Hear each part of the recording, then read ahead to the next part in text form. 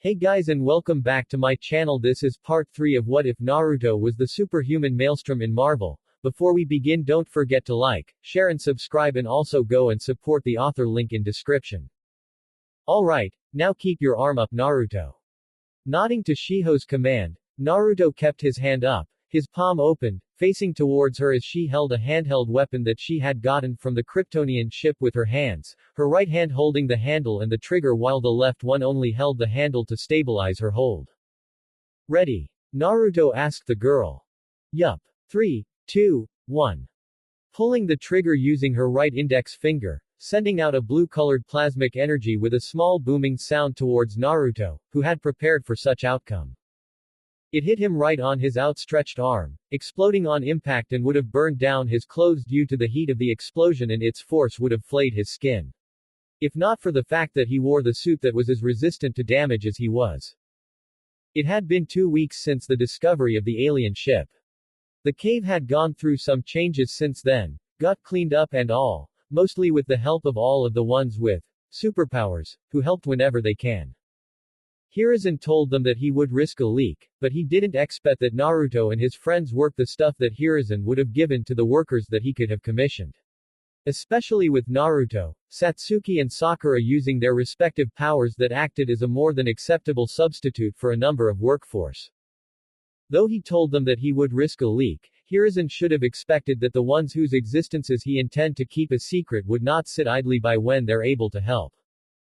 Besides, this way, the risk of a leak was severely lessened, and Hiruzen knew that it wouldn't make any difference to disallow them from doing what they did.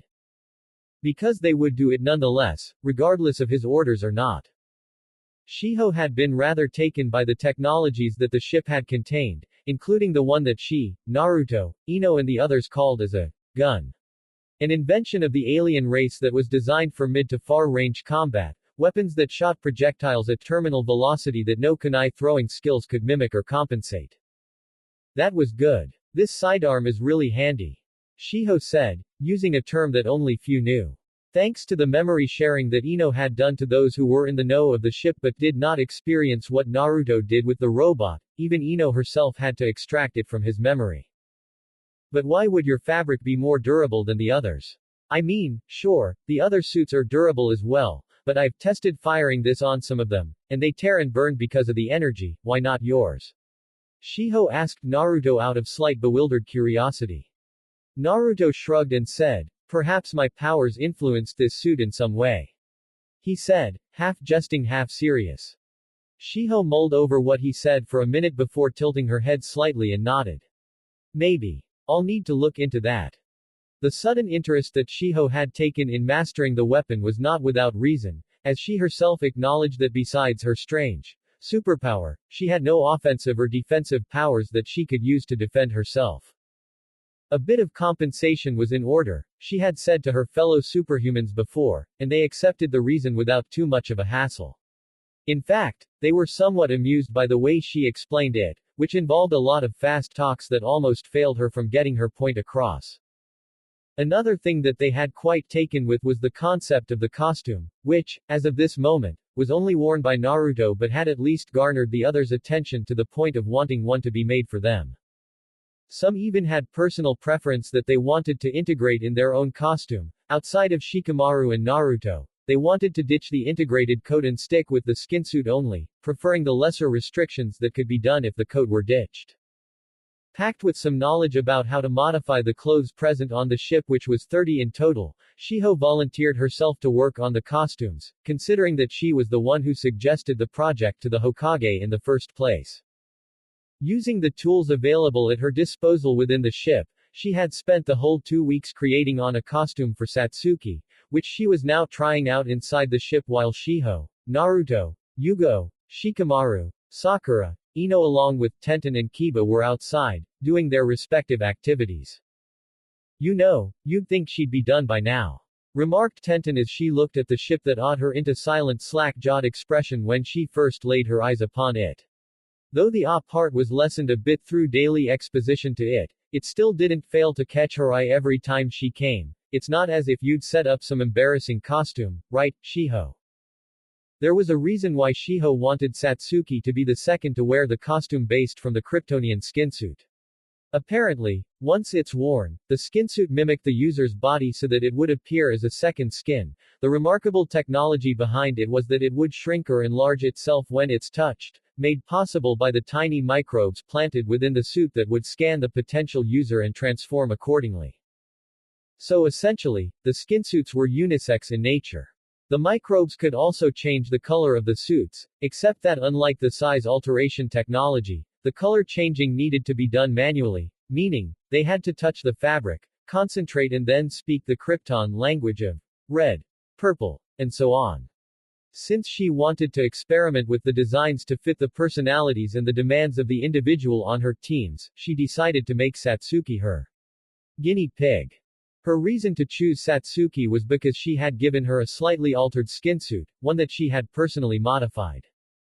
Well, perhaps, slightly, would be an understatement, considering that it was quite extensive.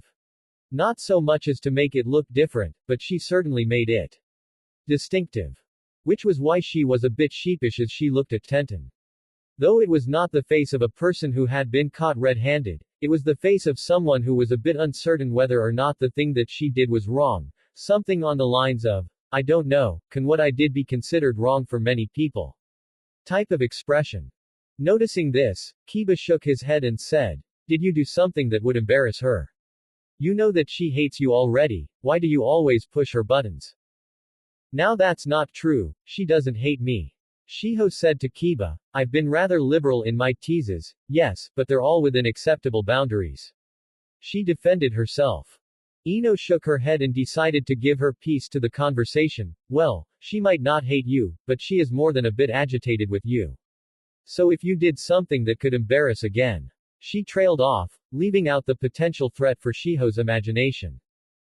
Oh relax, this is not something that would embarrass her. She said to Ino, maybe. She added to herself, hoping that she's right. The sound of the door leading to the cargo bay door being opened diverted the attention of others, knowing that there was only one person on that ship, which was Satsuki. As the figure came out, the faces that looked at Satsuki wearing the altered skinsuit were varying degrees of surprise, shock, awe, and nigh unreadable in the case of one Nara Shikamaru. Ino whistled and remarked with an approving lopsided smirk when she saw Satsuki, you look good. Satsuki rubbed her left arm in slight embarrassment in being seen with the alien-tailored suit and said, you really think so? What she was wearing was a red-colored skinsuit with the symbol of the House of Ta colored in white embedded on the center of her breasts, in the same location where the symbol was in Naruto's suit. The pattern of the seams, however, were different. Whereas Naruto's followed the anatomy of human muscles in a stylish way, hers was more organized, giving off the feeling that it was armored, with the shapes of curved triangles angled down. The distinctive thing about the suit was the fact that on the part where her shoulders were connected to the arm and where her hips were connected to her legs, there were no sleeves, as it was replaced with mesh fabric that somewhat showed her skin, and then it was followed with a pair of thigh-high boots and a pair of sleeve gloves that extended past her elbows and covered almost every part of her hands except her fingers. Satsuki took a look at Naruto, who seemed to evaluate her new look before he crossed his arms and smiled as he said, you look gorgeous. The blush that came to her cheeks could easily match the crimson-colored suit that she was wearing. Thanks. Why you look good too, you know. With the costume, I mean. She said rather lamely. Naruto chuckled and said, thanks. Though you said that quite a lot of times already. He remarked back as he was rather amused by hers. At this, Satsuki realized that she just said something unnecessary and not to mention, embarrassing, and so she decided to nod and turn to Shiho to change the topic of conversation. Still, I'm not sure if I'm comfortable with the idea of this being my uniform. Ah, why not? Asked the bespectacled blonde girl. For one, I'm still an 8-year-old. Satsuki said the obvious. Shiho merely scoffed as she waved her hand in a dismissive manner. Oh please, determining our physical and mental age based on our date of birth doesn't really work well with us. She said, I mean look at Naruto and you for example, can a stranger look at you and how you act and think that you're 8-year-olds? The girl brought a fair point to her argument. Physically speaking, every single one of them looked at least 2 years older if not more than an 8-year-old. Shiho, while the shortest among them with her height of 4.10 feet, was considered as above average for her peers at the academy, whose average was 4.7 feet.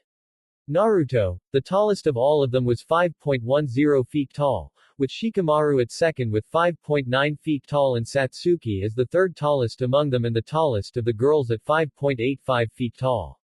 Kiba was the fourth due to mere 0.05 inches of height separation from Satsuki. Tenten was 5.7 feet tall and Sakura and Ino were 5.6 and 5.58 feet tall respectively. None of them could be considered as an 8-year-old.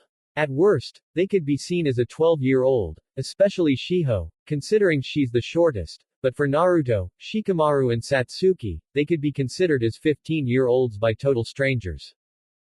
Okay, you may have a point there. Satsuki acquiesced, but besides that, I've seen some kunoichi who wear clothes that are more revealing than this. Interrupted Shiho, like the lady with the obsession over dangos that you've pissed off, remember that Kiba. Kiba shuddered at remembering the scary snake-controlling woman with the unbuttoned brown trenchcoat and the mesh shirt that barely covered her torso, whom he had learned to never again earn her anger unless he's feeling suicidal. Don't remind me please. The reason for her choice of clothing is to distract the enemy. Yugo added her piece into the conversation. However, I must say that I fail to see the reason to wear them in an environment without hostiles. Maybe it's to distract the attention of men, Sakura remarked. Or a coping mechanism, said Shikamaru, prompting some curious and weird looks from everyone who heard it, a product of an event in her past that had an everlasting negative effect on her psyche, which brought about the choice of clothing. After a moment of silence, Naruto said, that actually makes sense. Except there's nothing to prove it as of yet. Shikamaru added. True. However, considering what we've seen of her behavior, it might also be a defense mechanism, brought about by the aforementioned event and the reaction that those in the know made around her. It certainly fits the category. Shikamaru conceded. Okay. Enough discussion about the nearly nude snake lady please. Shiho just used her as an example to defend her choice in adding some mesh fabric to Satsuki's suit, nothing more. Tenten said before the two of them could delve deeper into this discussion. Shikamaru nodded almost instantly and said, fair enough.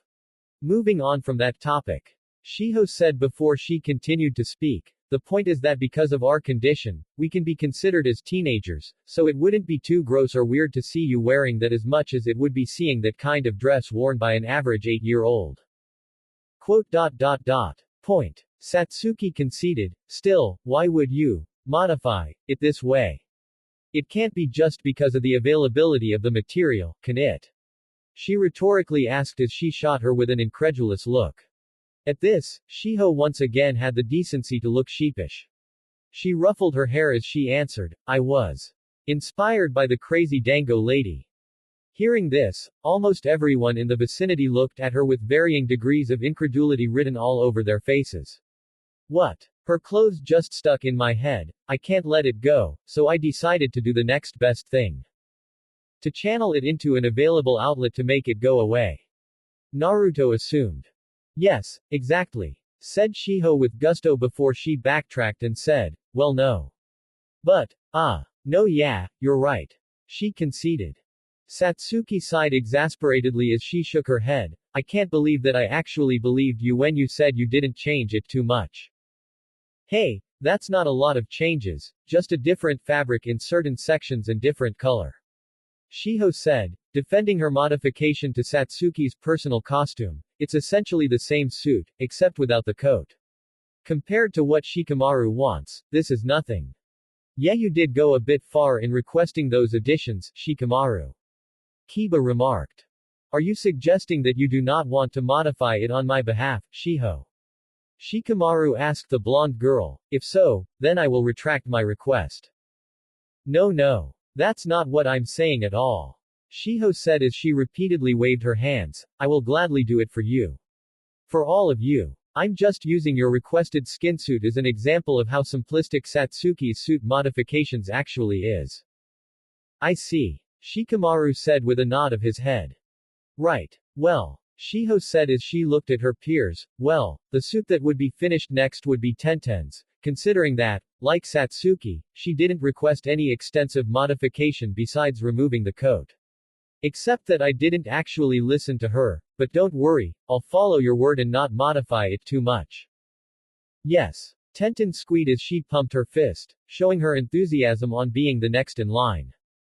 In the meantime, Satsuki, if you want to test your suit, you can spar with Naruto. Shiho said as she motioned her hand towards Naruto. Satsuki nodded after taking a deep breath. The suit certainly felt comfortable. It looked very restrictive on the outside, but it was a deceptive illusion as the suit had a technology that mimicked the wearer's movement, and therefore, acting more as a second skin than clothes. Sure. Would you mind, Naruto? She asked her oldest friend. With an expectant smile, Naruto nodded, I certainly wouldn't mind. Okay then, let's move to a bigger space shall we? Yugo said, acting as the referee for the upcoming spar, motioning her hand to the two so that the three of them moved towards the empty space beside the ship. The two of them walked over to the empty area that would serve as the makeshift arena for their spar. The young man clad in blue and the young woman clad in red walking together side by side with their backs straightened and slightly balled fists created some image that was burned within the brain of their friends who walked behind them. Wow. Sakura muttered out in awe. The suit did more than just giving them the image of a cohesive team, it exemplified their remarkable body figure and boosted their charismatic appearance in a way that made them seem more godly than they actually are. However, considering their powers, the word, godly, would fit them, if not today, then one day in the future, as Satsuki had been making great progress in improving her usage of her power. Both of them moved towards their respective position, facing each other while separated by an empty space that ranged to 10 to 15 feet apart. Standing in the middle between the two of them was Yugo. No excessive use of your powers, picture the arena's limits so you two don't get carried away and destroy this cave by moving around too much, and mind your surroundings. Yugo stated the rules, are you ready to begin? Naruto nodded and answered with, ready. Satsuki reciprocated the gesture and answered, ready. Yugo lifted her hand up, ready. And then she swung it back down, begin. Satsuki and Naruto immediately charged towards each other. Her forearm met his and created a small reverberation that was made due to his hardened skin and her energy field contacting with each other, two forces that cancel each other out when they clashed with one another. It turned out that she was able to make her own brand of enhanced durability thanks to the energy field that she enveloped around her body, and thus, she could hold her ground against Sakura and Naruto. Naruto stepped backwards as Satsuki unleashed a barrage of punches that she designed to explode her energy field outward to mimic the effect of his enhanced strength, aiming at the general area of the organs that would hurt if it were concussed. Her strikes were accurate and direct, but even with her fastest speed, she barely could land a hit on any of the targets that she had designated. Using his forearms, Naruto blocked every single one of her punches, creating numerous quakes that reverberated through the cave, not enough to physically destroy it, but enough to slightly rattle the small objects within it. It was clear that Satsuki was the more proactive in this spar and that Naruto was on the defensive. Though Satsuki was rather annoyed at that, she supposed that there was no helping it, considering that his grasp on his power was such that he could not actually let loose. But that wouldn't stop her from trying to get him to attack her. She began with a knee attack directed at his right abdomen. Moments after it was blocked, Satsuki grabbed his right forearm that blocked her knee kick, jumped upwards, and used her hand as a fulcrum to deliver a kick directed at his head, which was swiftly blocked by his left forearm.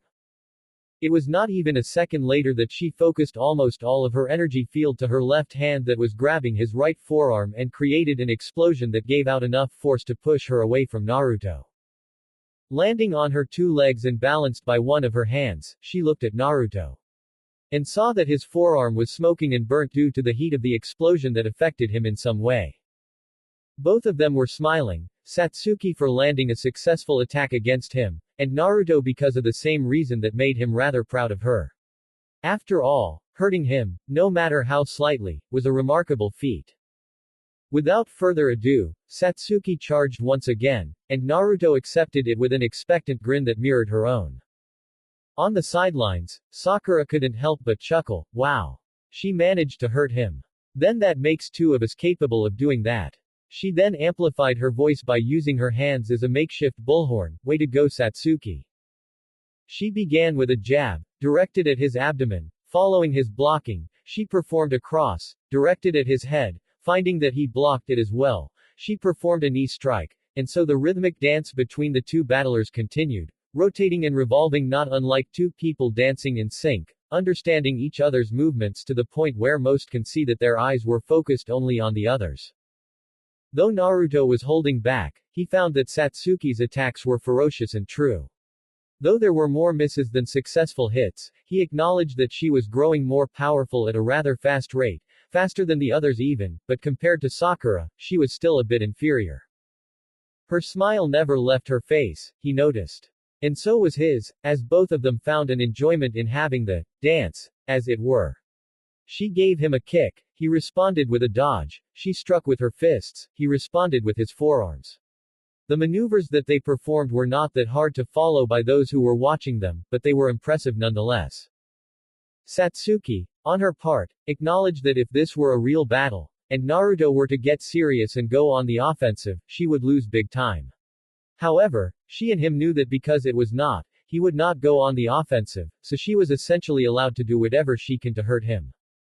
The energy field that she designed to explode on contact managed to hurt him to a degree, but even that was not enough to actually push him to the brink of attacking her directly. When she found her fist being blocked by his palm, she ceased her attacks and looked straight into his eyes. Black met blue as both of them made eye contact, and then she said, "It's really comfortable, you know." The suit you mean? Naruto asked her about her statement. Yes, that's what I mean. Satsuki answered rather bashfully, as she was suddenly reminded about the reason why she had this spar in the first place. It's really snug, but not restrictive at all. Doesn't really prevent me from performing excessive movements too. Naruto then released his hold over her hand and stepped back, so I guess that concludes our spar, yeah. Though Satsuki was rather disappointed at the quick conclusion, she supposed that now the original purpose for her spar had been achieved, there was no reason to continue. She took a step back and nodded, I agree. Yugo nodded and stated, very well. I conclude that the fight ends with a draw. After a moment, she added, due to both parties forfeiting. All of them chuckled a bit at her remark. After it died down, Shiho was the first to speak. So, who here wants to see a little something that I like to call Project Gear Up? She asked rather giddily, hoping that at least one of them would agree. Sometime later. I'm back, Mom. Naruto announced his return at late afternoon after the daily meeting between his friends among his superhuman circle, losing the outfit that he was using, and wearing a set of casual clothing consisting of a dark blue shirt, a black cargo pants and a pair of black shoes. Welcome back. Taji responded from the living room, I bought some dango, would you like some?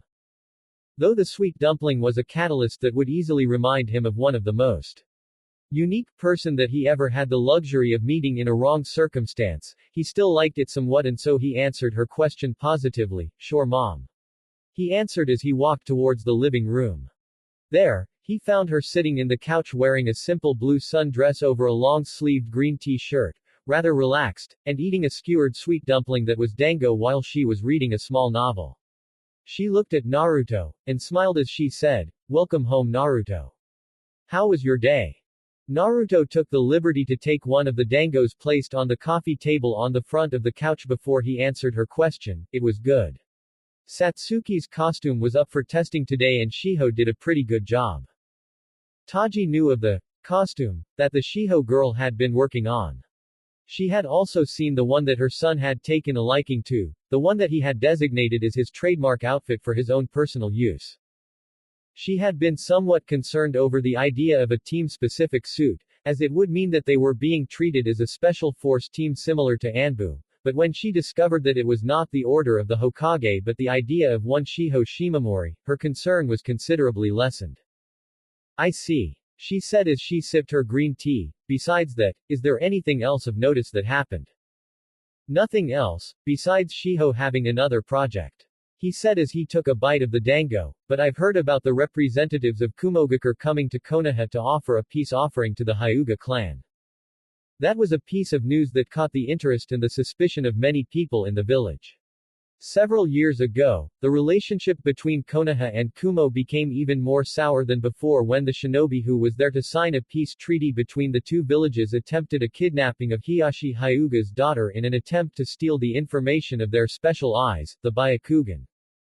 Although it was foiled in the end, Kumogakure denied the accusations and demanded a compensation for their shinobi's death, and the matter was solved in a low note that left the two villages in a state of fragile peace.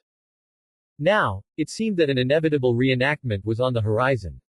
Hopefully it was not a verbatim reenactment, but most of the citizens of Konoha were on edge thanks to this planned meeting. Yes, it's quite the topic to be talked about these days, said Taji, whose face was one of concern at facing the uncertainty. Hasn't the Hokage told you about any of this? She queried. No, and I figured that the old man doesn't want to share. Naruto stated with an even voice, I understand that, I mean, he has bigger problem than telling the meeting that he would no doubt have to moderate to a guy like me.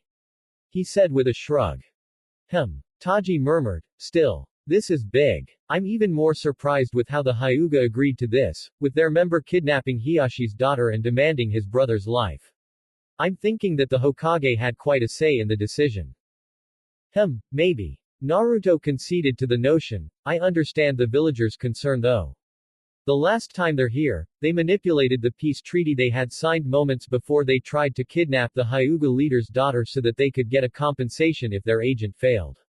This will be a tense affair once again, and everyone's hoping that it would end in a good note. We can only hope. Taji remarked, knowing how important this was to the village as a whole, not just for the Hyuga only. Still, the Raikage is quite humble to try and reconcile with us after what happened. She added. But he's not coming though, right? Naruto asked. Well no. Taji answered, just his representatives, but they represent him, so if I were the elders of the Hyuga, I would try to at least acknowledge his goodwill and imply my trust to them. But I will also prepare for a fallout or a breach of trust. Naruto smiled and shook his head at the Anbu side of his mother coming out from her. He had to admit that despite being relocated to a hospital to act as the head nurse for several years, Taji was still considered as more than capable to perform field work if need be, but she never once considered going back to the field due to being committed to her son and her current work. Anyway, Taji began, reciprocating her son's smile with her own. Let's hope that this will not be like the affair from years past. I'll drink to that, Naruto said before he hastily added, figuratively of course. She chuckled and said, of course. Now, could you please do your mother a favor, Naruto? She asked of him. Sure. What is it? Taji motioned the empty spot on the couch right beside her. Sit with your mother for a bit and talk. We rarely have opportunities to just talk, and I have to say that I miss it. He looked at his mother with a slight suspicion in his eyes, along with a bit of confusion mixed within. Mom, you do know that I can identify someone's emotion based on their tone of voice, right? And your current one is apprehension. He said, his dango forgotten for the moment. Is there something you want to tell me? She procured a rather sad smile before sighing. As a matter of fact, yes. This is something that's been a long time coming. One day you would learn this anyway, but I want you to know it from me and not from somebody else. Come on, Naruto. Sit with me for a second. It was very late at night when one could see a young woman walking in a deserted main walkway in Konoha that would lead to the Uchiha district, the largely depopulated area in the village, thanks to the action of her wayward brother, Itachi Uchiha. One Satsuki Uchiha was wearing a black long-sleeved t-shirt, dark blue trousers and a pair of black shoes, products of none other than Shiho, who mimicked the foot part of the skinsuit that was their costumes and created some prototypes, out of different materials that was of this earth for some of them to use. She tucked her hands into the pocket of her jeans due to the slight coldness of the cool air of the night, but she was somewhat used to the night's cold embrace for she had been doing the nightly escapades for roughly a month or so.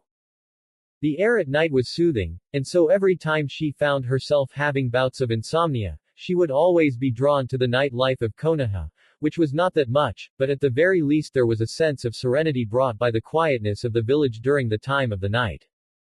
Her mother knew this of course, as it seemed nothing could escape her notice. That's a retired kunoichi for you, Not one to let go of all the trainings, even when she's no longer active, she thought.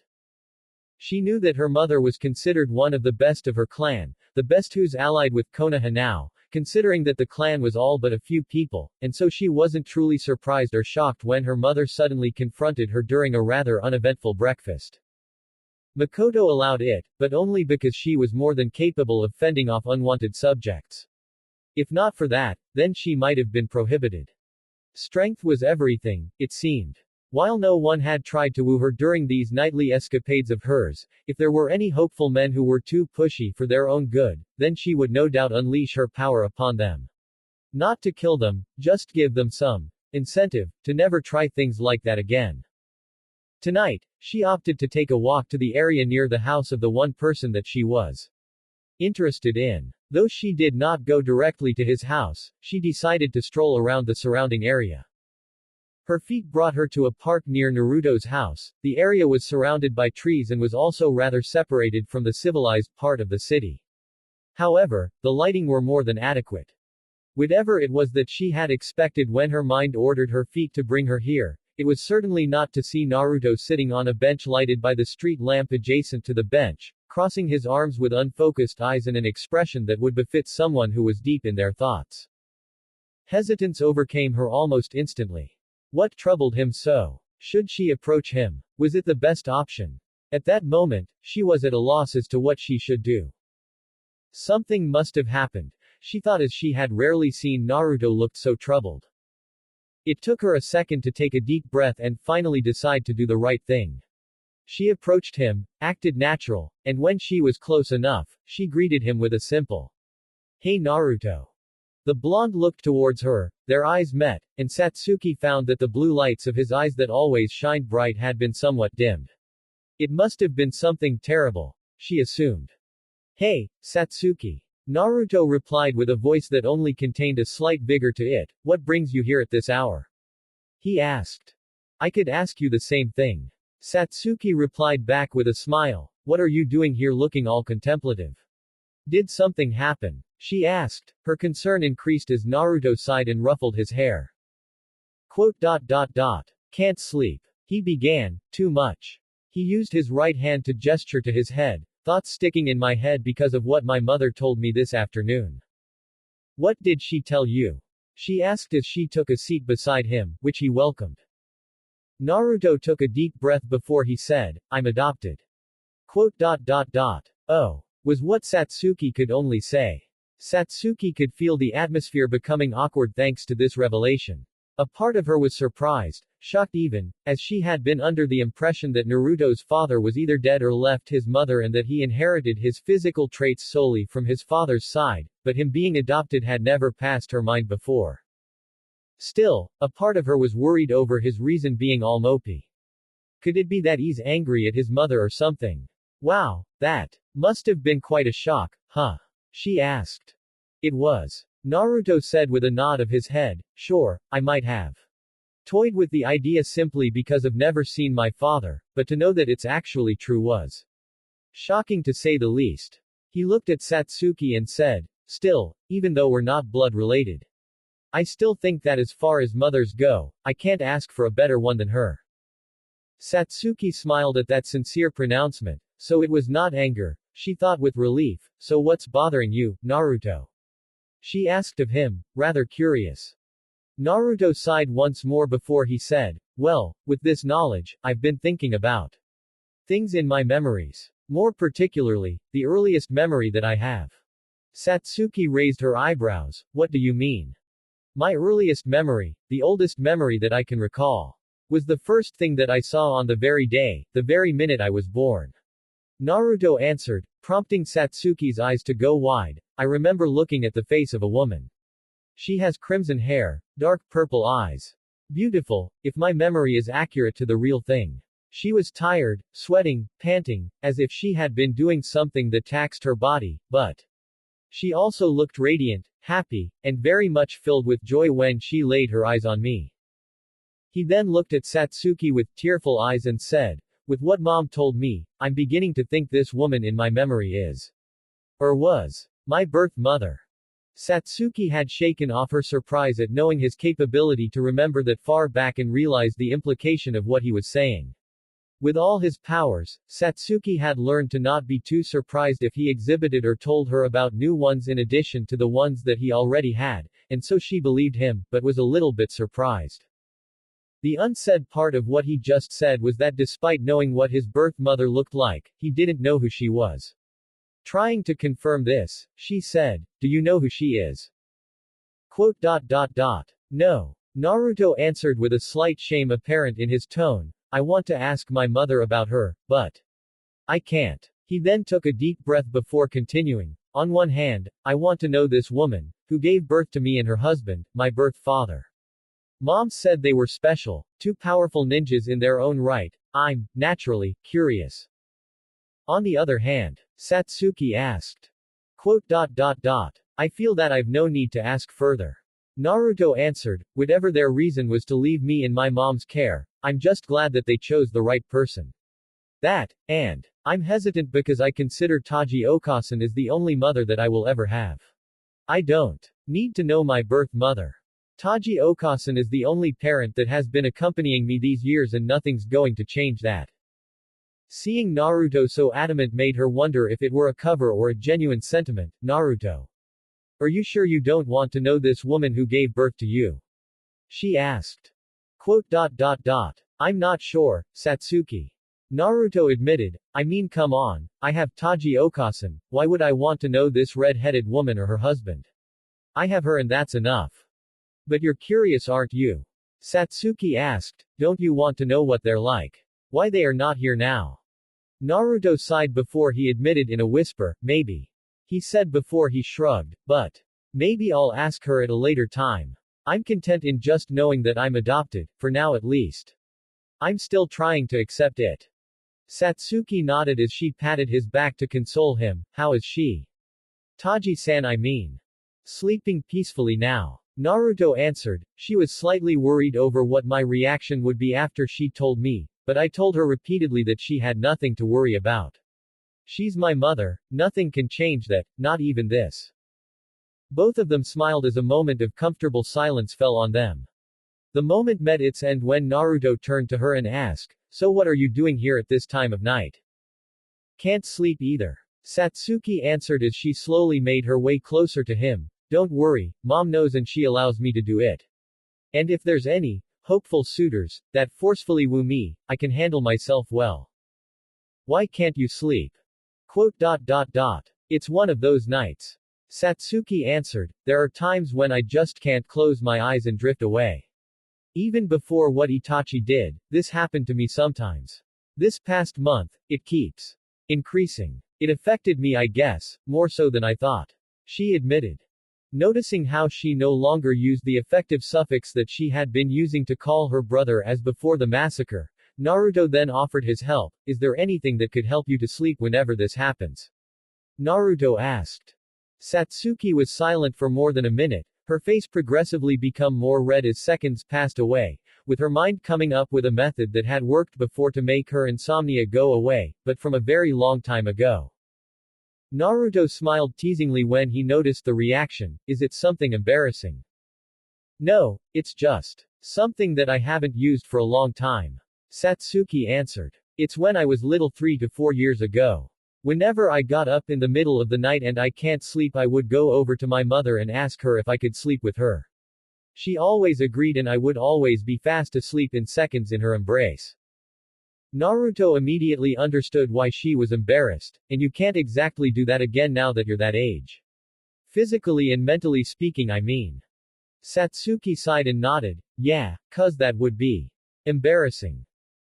Then, Naruto got an idea. He smiled brightly as he turned to Satsuki and suggested something that she could do without any bad undertone in what he asked. "Why don't you try it out with me?" She was surprised by his suggestion, shocked even, flabbergasted, to the point where her face was completely reddened as she said, what? Without any change in his tone of voice, he repeated the question, "Why don't you try it with me? It's not too much of a suggestion is it?" "Well, it's not appropriate," she tried to explain. "I mean, why won't it be appropriate?" "Sure, We're of opposite sexes, but it's not like we're doing anything wrong, right? Naruto argued before he said, I'm just saying that if you don't feel comfortable asking your mother, you could try it with me. I wouldn't mind. Sometimes, Naruto could be rather dense, this Satsuki knew. Or, from another perspective, he simply did not have the mind of a man who would find a man and woman sharing a bed but not having sexual intercourse is scandalous, and his suggestion could be said as what a friend would say to try and help them. To those who did not know him that well, they might take offense to what he said if they heard it. Satsuki, who knew him quite well, did not. Well, try here. Right now? She asked. Sure. Naruto stated, lean your head on my shoulder, see if it works. Satsuki nodded and did what he said. She trusted him more than enough to not do inappropriate things to her while she's asleep, that is, if she could sleep in his embrace. She closed her eyes and sighed blissfully, knowing that it would take 5 minutes or so before the effects would work its magic and drift her away. She lost the battle with the remarkably fast-working drowsiness that came over her in the span of 30 seconds after she placed her head on his shoulder. Hearing her breathing getting calmer and more subdued, Naruto knew that she had fallen asleep. He was surprised at himself, more particularly, at how fast and effective his presence was that she was able to sleep after just a short time. She just needs someone she trusts enough, I guess. Naruto thought before he sighed. Well, you got yourself into this, Naruto. Either you sleep here with her or remain awake the whole night to guard over her. He found that he did not mind the two options available at his disposal during the current circumstance as he turned his gaze upwards and let the girl sleep on his shoulder. It was the light of the morning sun that set the stage of the arrival of Kumogakure's representatives in Konohagakure.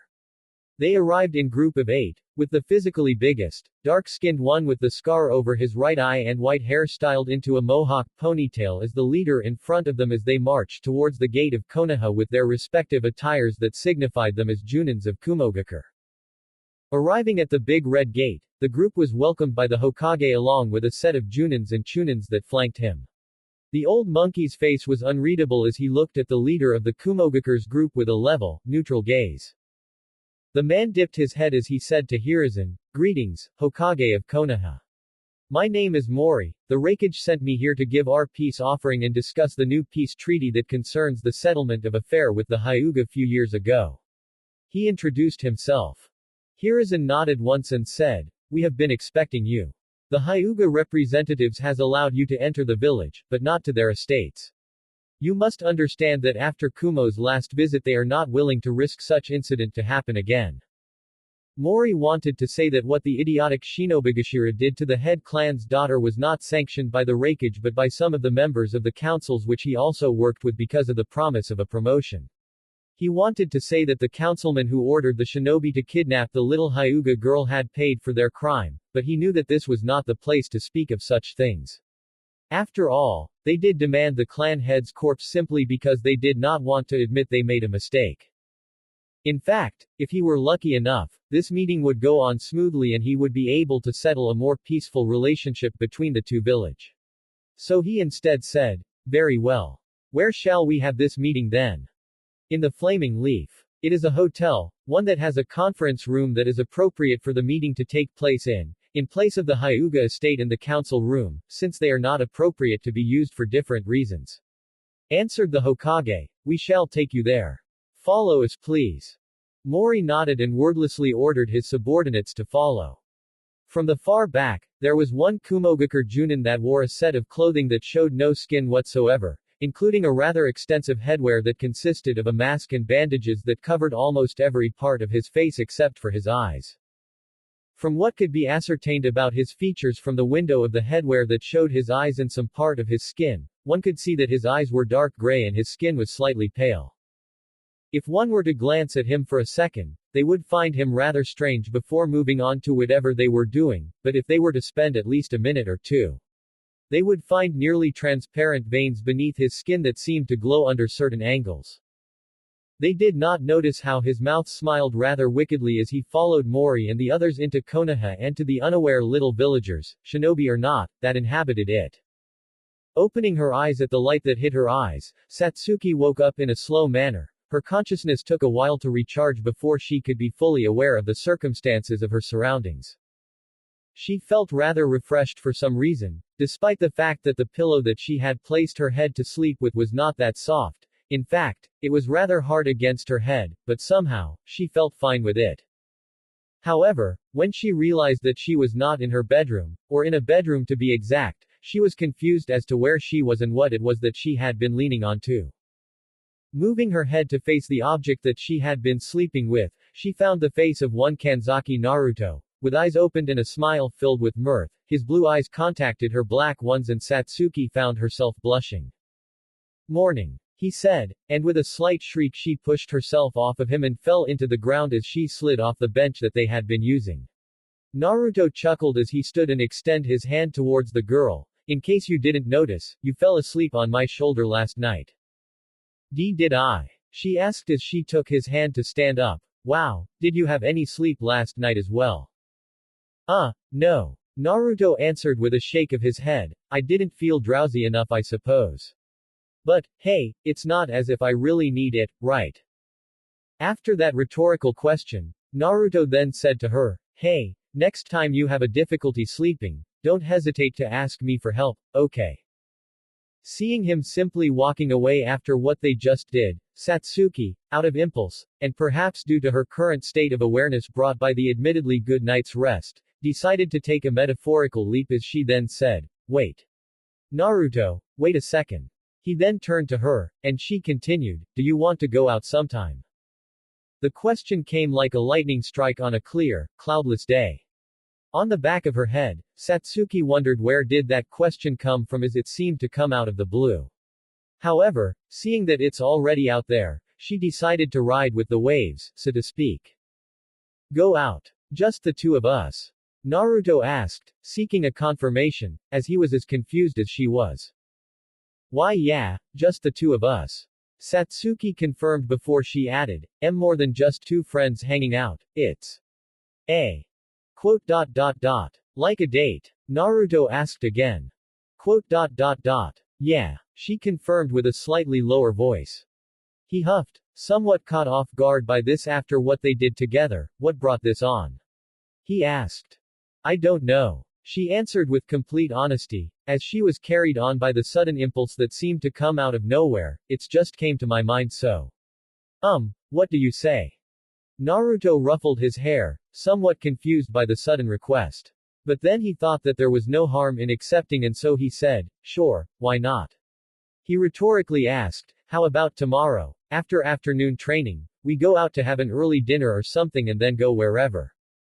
She was beaming, her lips were open wide and she said rather breathlessly, Sure, that'll be great," said Satsuki, emphasizing on the word great. "It's settled then," Naruto said, his mind was already making plans. He was fond of Satsuki, and considering that she was brave enough to be the one to ask, she should be given the proper treatment. Afternoon training would be over by 5, right? So after that, we'll have our date. Satsuki then pointed her finger towards him and said, "I'll hold on to that." She then nodded and walked away. "See you around, Naruto." She waved at him as she ran away towards the direction of her home. Naruto sighed with a smile on his face as he ruffled his hair again. "A date huh? Maybe I should ask mom for advice. I never had one before," muttered Naruto. However, before he could do that, he needed to visit someone. Someone nearby. Someone standing behind a tree located at 2 o'clock from his position. He called out to this person by turning to the aforementioned tree and yelled, "Ino. Come and show yourself, I know you've been hiding behind that tree." The pale blonde-haired girl came out after a second of contemplation, thinking that she might be able to get away, but after she's reminded of the fact that his senses was beyond compare, she relented. She chuckled sheepishly and said, "Hey Naruto. What a coincidence," she said, her rather disappointing attempt at lying. He turned and walked over to her before saying, "You've improved your stealth skill, but I felt a pull on the back of my head and I knew that it was you. Were you in Satsuki's head too? Influencing her?" he asked rather sternly. "Well, yes," Ino said before she raised her hands, "but I was just giving her an impulse, you know, one that would push her to ask you out. I didn't try to control her mind or something. She then smiled and said rather giddily, and she did. It was so adorable. And were you trying to influence me to say yes? He asked. Well, I tried at least, answered Ino, confirming the fact that she had tried, but failed to influence his mind for some reason, but I'm glad that you agreed. And, if you want any advice, just ask. Naruto sighed, well, I could use some. It's my first date after all, what do you think I should do? The blonde girl merely chuckled as she said, I'd love to give you advice, but I'm supposed to be home 10 minutes ago.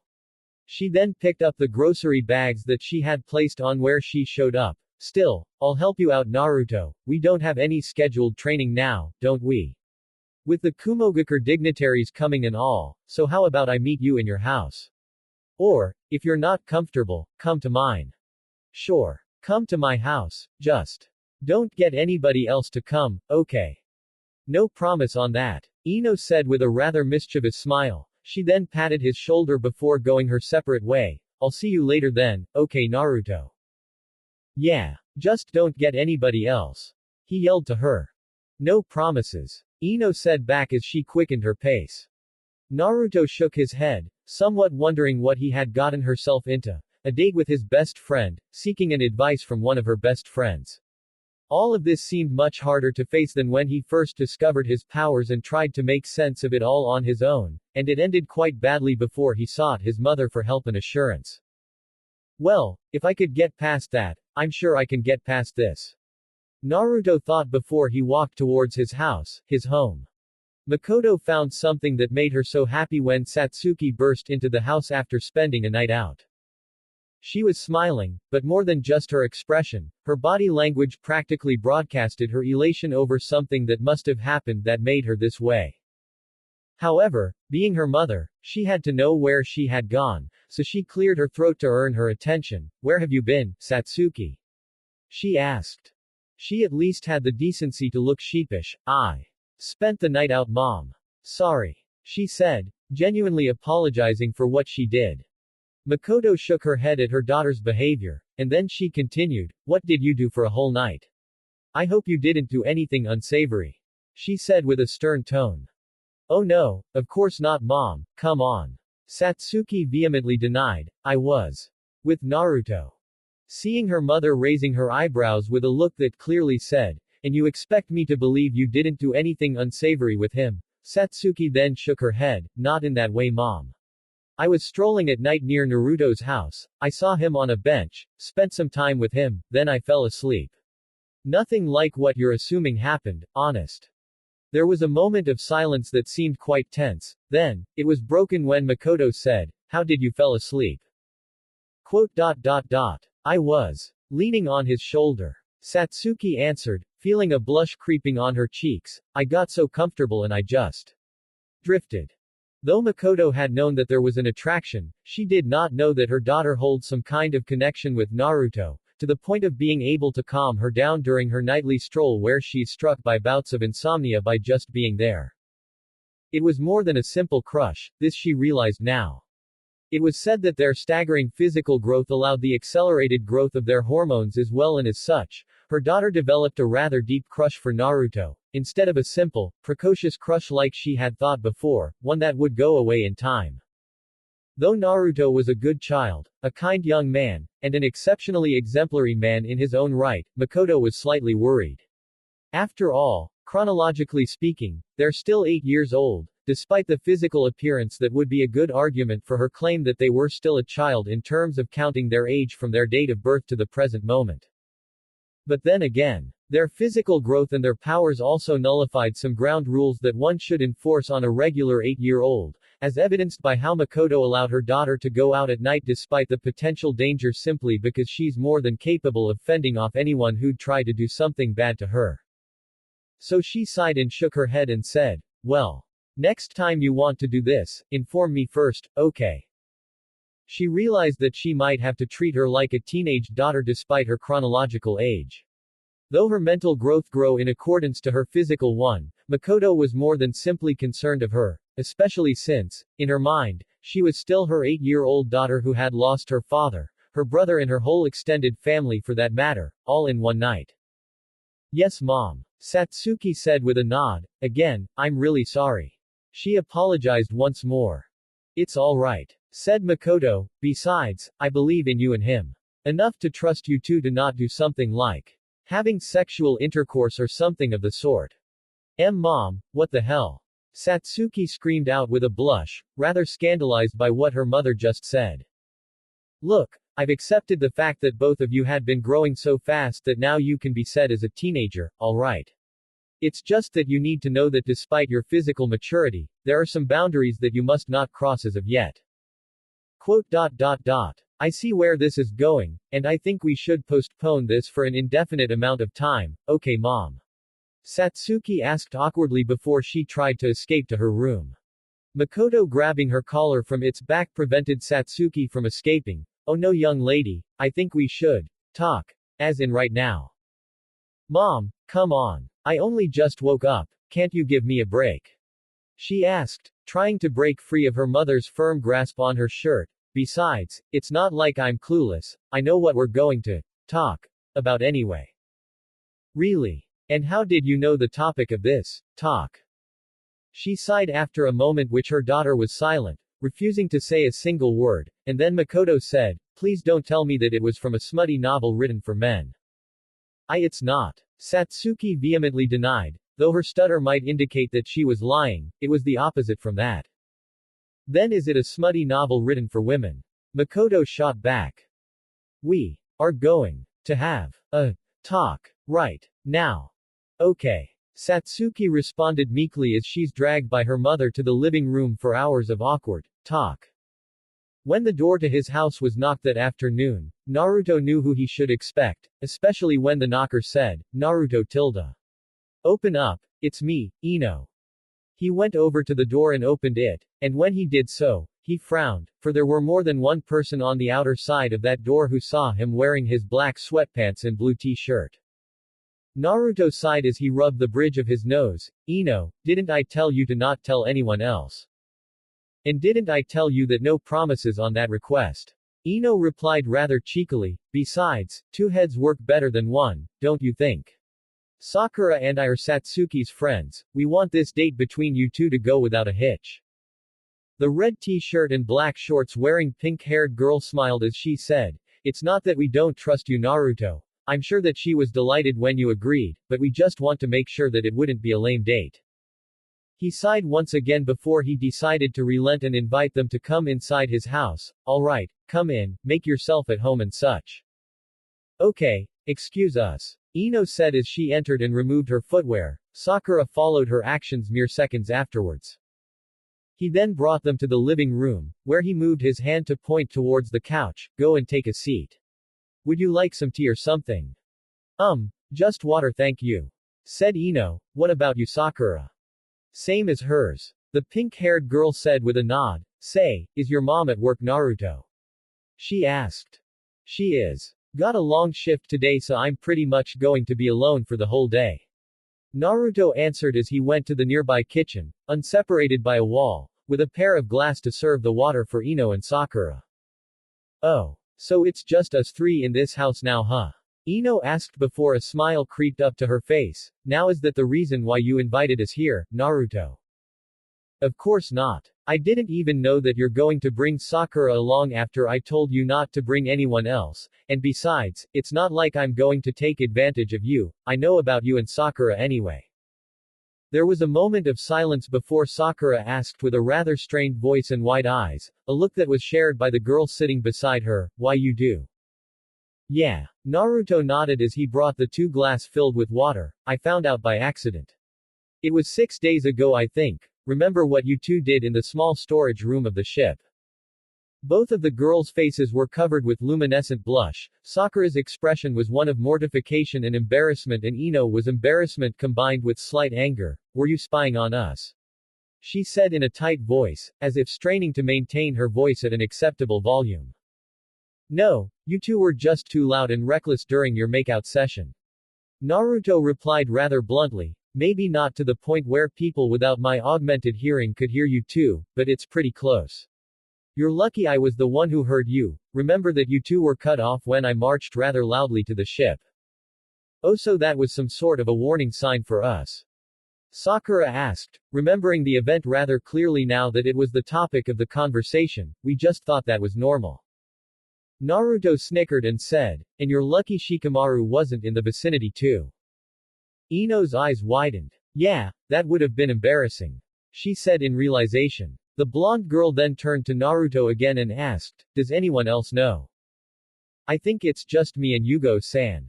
He answered. She noticed the smell of pheromones that you two gave off when you came out of the storage room. Along with me. He then poked the side of his nose. Augmented senses, remember?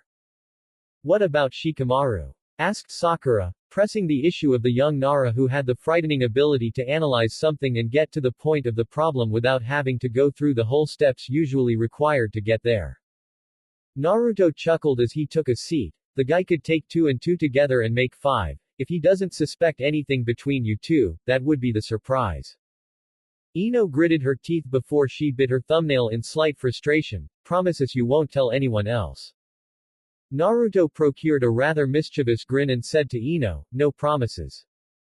The young Yamanaka girl pouted and muttered out under her breath as if forgetting that what she said would not escape his hearing, cheeky little. Relax, I won't tell anyone. What you do in your spare time and who you do it with does not concern me at all, but if you want to know, I have no problems with your relationship. Naruto said, intending to pass it as a joke as he had no intention of being the one who spread around the particular information of the two girls' relationship without their consent. I still need your help however. Ino sighed before she reluctantly nodded. The apprehension that she had before when she was told that Naruto knew about the nature of the relationship between her and Sakura had been substantially reduced. Alright, well. First things first, what have you planned on doing tomorrow? I'll take her to an early dinner after a session of afternoon training. We'll go to Ichiraku Ramen, this simple ramen stand near here. Heard lots of people saying that it's good and all. And add to the fact that Satsuki's never one to gripe about the food she eats, I thought maybe it would be a good place. Well, she is a rather simplistic person, especially when it's about eating. Ino agreed. Yeah, an expensive outing would just irritate her I think. Sakura added, she's not really into luxurious date settings, but I don't know, if it were me, for a first date, I'd like my partner to impress me and I don't think this ramen stand is going to cut it. Well, what did you guys do on your first date? Asked Naruto to the couple. They looked at each other. Their look of shared awkwardness conveyed their answers without the need for them to actually speak a word. However, Naruto let them compose their thoughts, let them tell him verbally what they did on their first date, and so he waited. Well, when we decided to have a first date, we agreed that it had to be a secret.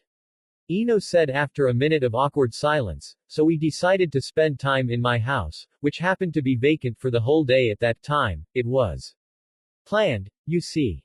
When another awkward silence fell, Naruto just had to add this bit, one thing led to another I assume. With Ino chuckling rather sheepishly and Sakura looking away from his gaze as she rubbed the back of her neck with their blush intensified several folds, Naruto didn't need a verbal answer from either of them. Wow. He muttered as he shook his head. Alright, so that's out of the question with me and Satsuki. Do you have any other advice? Preferably one that does not involve us being too intimate with each other. The situation within the room was tense. This, the old monkey knew. Even as the representatives from Kumogakure and the Hyuga clan were talking rather amicably as they could be knowing their cruddy history. The meeting was arranged in a room with one large table that was horizontally longer and so it was fitting for the Hyuga and Reikage's representatives to sit on opposite ends while Hiruzen sat in the middle. When both sides began their talk, it was apparent that, on part of the Hyuga clan, there was a great amount of animosity looming over them, creating a tense atmosphere which unnerved those who were eager for the meeting's outcome to be something that would lead to a more stable foundation of peace between the two villages. Even though Kumogakure was apologizing for what their deceased, dishonored member of their shinobi had done to one clan from many others in Konoha, at this current time, the Hyuga clan was the representative of many major figures in Konoha, not only their clan, but to others, who had different variations of valuable kekkei genkei which could be taken and exploited by other foreign villages, which was the intention of the Shinobigashira and his superiors that ordered him to do so.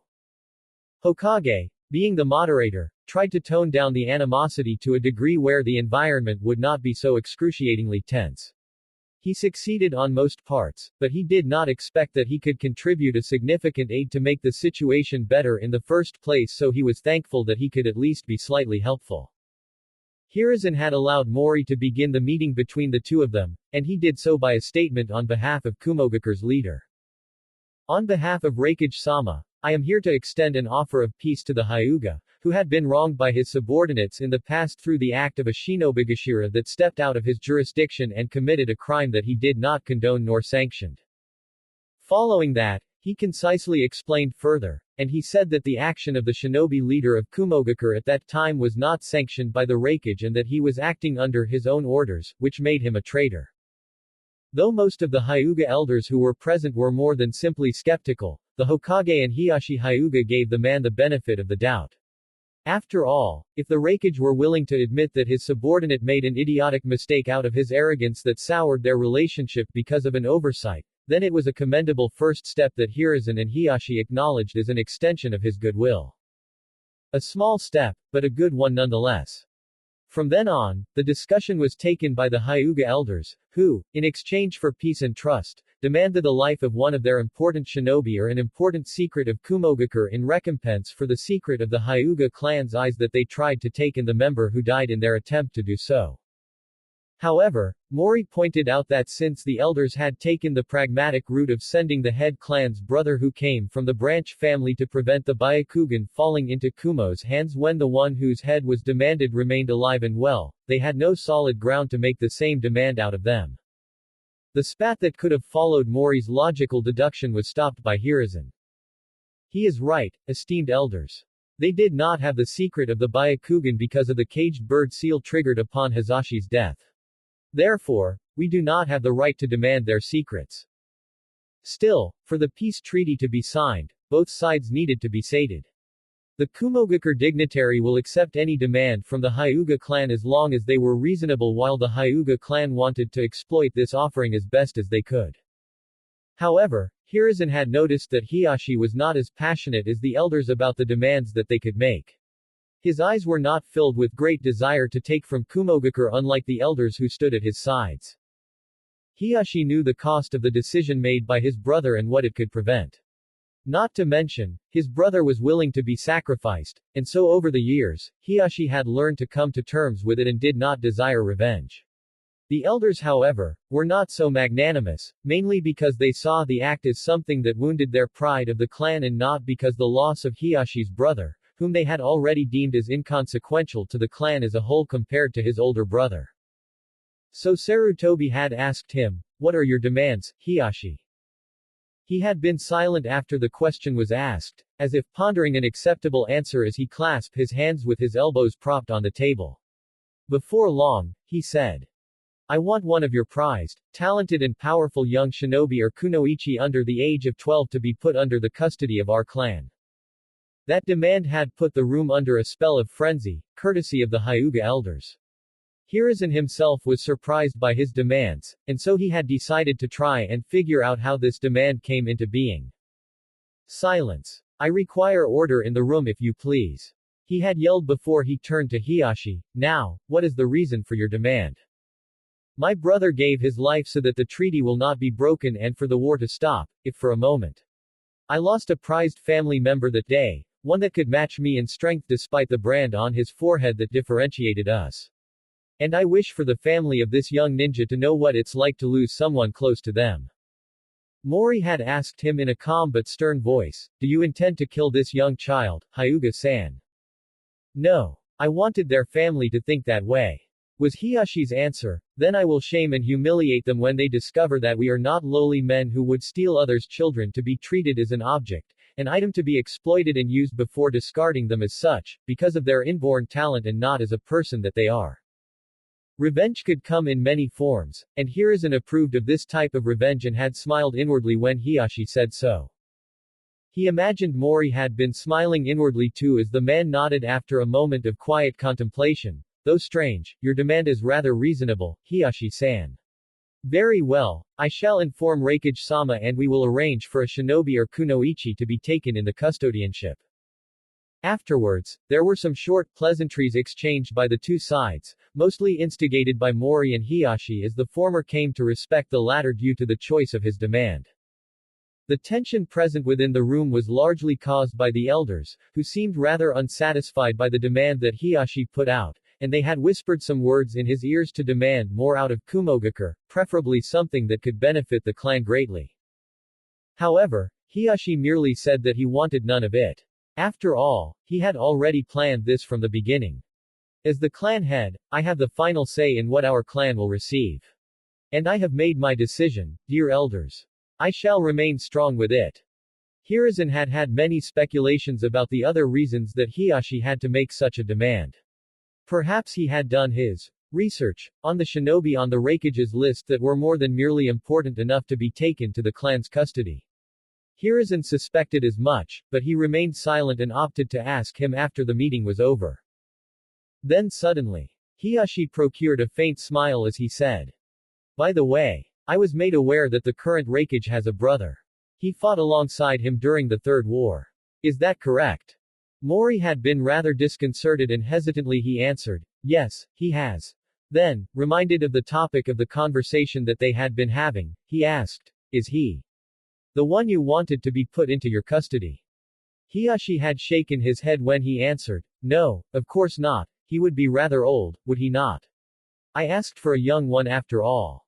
But speaking of which, forgive me, but I seem to have forgotten the specificity of my demand. Which is that I want the personal pupil of Raikage's brother." Judging by how Mori's eyes had widened, Hiruzen knew that for the man to break his calm facade must mean that the one Hiyashi wanted was quite valuable to the Kumo as a whole. "I see. You have done your research well, Hiyashi-san." Hiyashi merely smiled rather faintly and offered no verbal answer to Mori's statement. It was a moment later when Hiruzen declared the meeting to be over and it will be continued a day after Mori sent the result of the meeting to the Raikage and received his reply. Mori and Hiyashi had been rather affable and calm during the whole thing, a clear contrast to the Hyuga elders who seemed rather unsatisfied by both the deal that Hiyashi had made and the research that the elders was not aware of. When the Kumogakure representatives left, Hiruzen called upon Hiyashi, requesting a private conversation regarding the research that Hiyashi had made that no doubt involved some spying. After taking him to his office and placed some security seals, Hiruzen asked, "Have you been researching the potential candidates for this custodianship beforehand, Hiyashi?" Hiyashi nodded. His expression remained calm and stoic. "I have, Hokage-sama." "Then tell me, who is this personal student of Raikage's brother?" He asked again, somewhat curious as to why the Hyuga clan head would want this shinobi or kunoichi. While being a student of Raikage's brother might increase the ninja's value, there must be something more than that, a factor that made Hiyashi want this personal student specifically to be taken to Konoha. "If I were to explain this personal student, then I should first tell you who or what Raikage's brother actually is." Hiyashi answered, "We all know of the term Jinchuriki, don't we, Hokage-sama?" He asked rhetorically. It took Hiruzen a mere 2 seconds before he connected the dots. In the past, the 5 great hidden villages own at least one Jinchuriki containing a certain biju as an incentive for maintaining peace. Most of the time, the Jinchuriki in question were important figures from their respective villages. If not that, then they at least had a familial relation with their respective kages. Mito Uzumaki was one such example from Konoha. The wife of Hashirama Senju was the first Jinchuriki of the Kyubi no Yoko, reportedly, the strongest of all the tailed beasts. "I see. And so this personal student of his. He or she must also be a Jinchuriki, aren't they? A young one, an inexperienced person both as a ninja and a Jinchuriki." Hiyashi nodded, confirming his assumption. Our spy was unable to determine their gender, but they were able to discern an alias, ni. That alone should tell you which biju they have, shouldn't it? Nibi no Nekomata. Hiruzen uttered out, "This is truly a leverage, Hiyashi. That is, if they're willing to agree. Even if they do not, Then we would at least have another period of peace, fragile as it might be.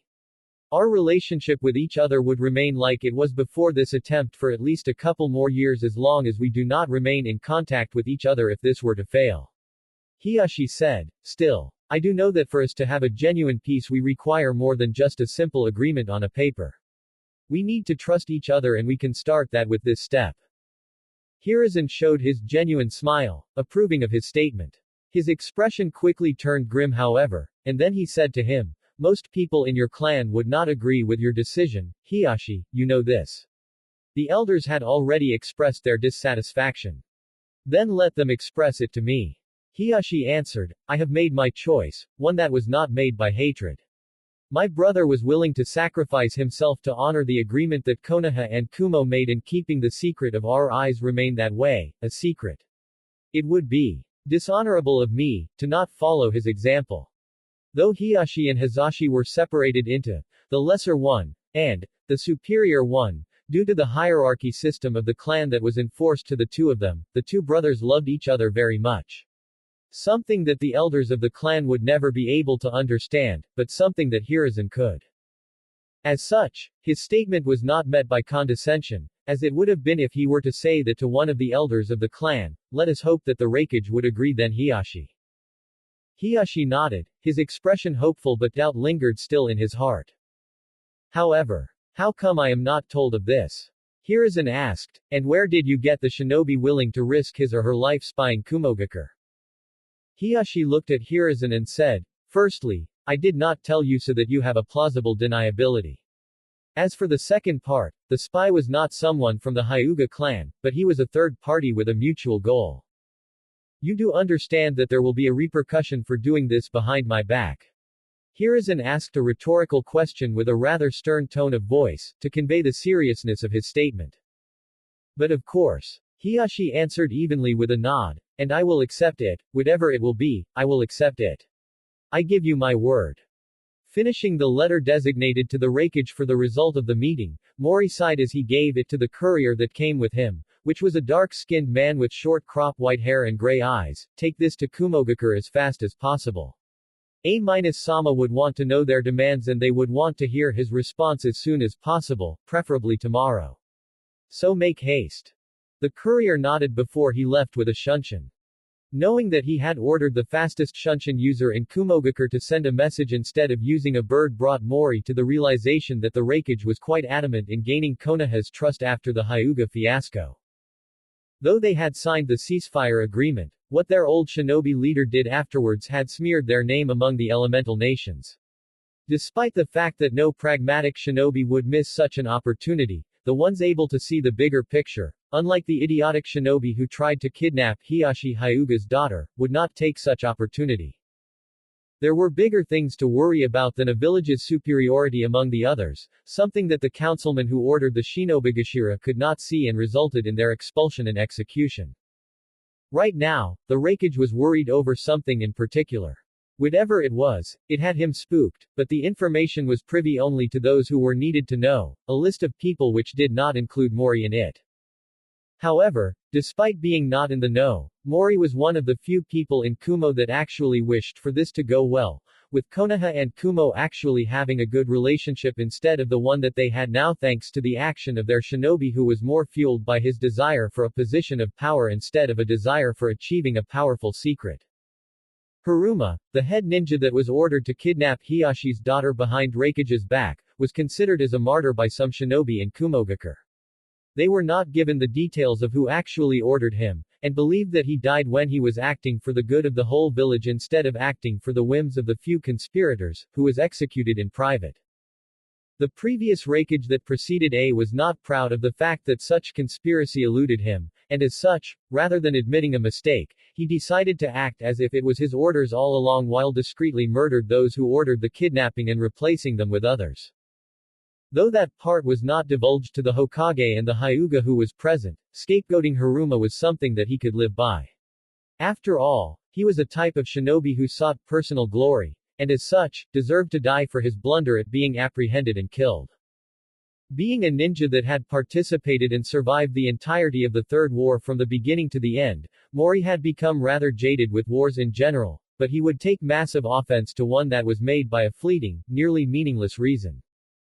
Pacifist, he was not, but he had come to abhor the idea of losing so many for the sake of satisfying the greed, the pride, the wrath, the envy and the lust of a few. It was impractical and not mention wasteful. He bore many scars thanks to that war, medals, reminders, that he was one of the lucky ones. Outliving his friends, and some of his family, and their deaths were not natural by any means. Some was deliberately murdered, some were at the wrong place at the wrong time, some were tortured to death. And some, he had to kill with his own hands. War was a bitter pill, and he had taken so many that he had been disillusioned from his childish, juvenile thoughts about what participating in the Third War meant when he was but a fresh genin, days before his first mission. As such, the prospect of Kumogakure willing to strengthen the foundation of their relationship with Konoha was something that elated him so. He needed someone that he could trust, unlike Haruma, who betrayed his predecessor, and being chosen for that reason was a privilege. However, concern now pervaded his thoughts. The demand of Hiyashi Hyuga was rather ludicrous, but not thoroughly unreasonable. Though the idea of a neighboring village adopting an important shinobi from another to ensure the solidity of the cooperation between the two hadn't been done for quite a long time, it was not a forbidden practice. Even during the time when the shinobi were just clans of mercenaries waging wars against each other through the enrollment of rivaling countries and the system of governance were locked in a single clan without any large group consisting a number of different clans, the practice was not uncommon. Except that the good examples were scarce, and the ones who failed rather spectacularly were somewhat abundant. However, considering that Hiyashi asked for someone specific must mean that there was a leak in information. While it was true that some of the neighboring villages knew that Kumo possessed two biju, besides the Hachibi, the other villages did not know that the host for the other one had been selected. Despite the fact that the identity of the Jinchuriki of Nibi no Nekomata was meant to be kept a secret, when the Raikage assigned his brother, the Jinchuriki of Hachibi no Ushi Oni to Nibi's Jinchuriki, he unwittingly yelled out Ni's importance to those who had the resources to retrieve that particular information from their village.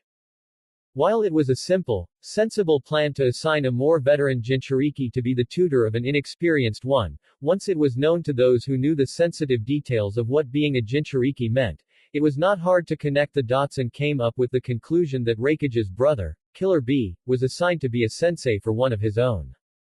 But to say that they had not spied on other Jinchuriki like what Konoha did through Hiyashi Hyuga would be a lie, as they had intel on the Jinchuriki that Iwagakure possessed, which were the 4 tails and the 5 tails, the monkey and the horse dolphin, each sealed within those who were related to the Tsuchikage of the past or the present.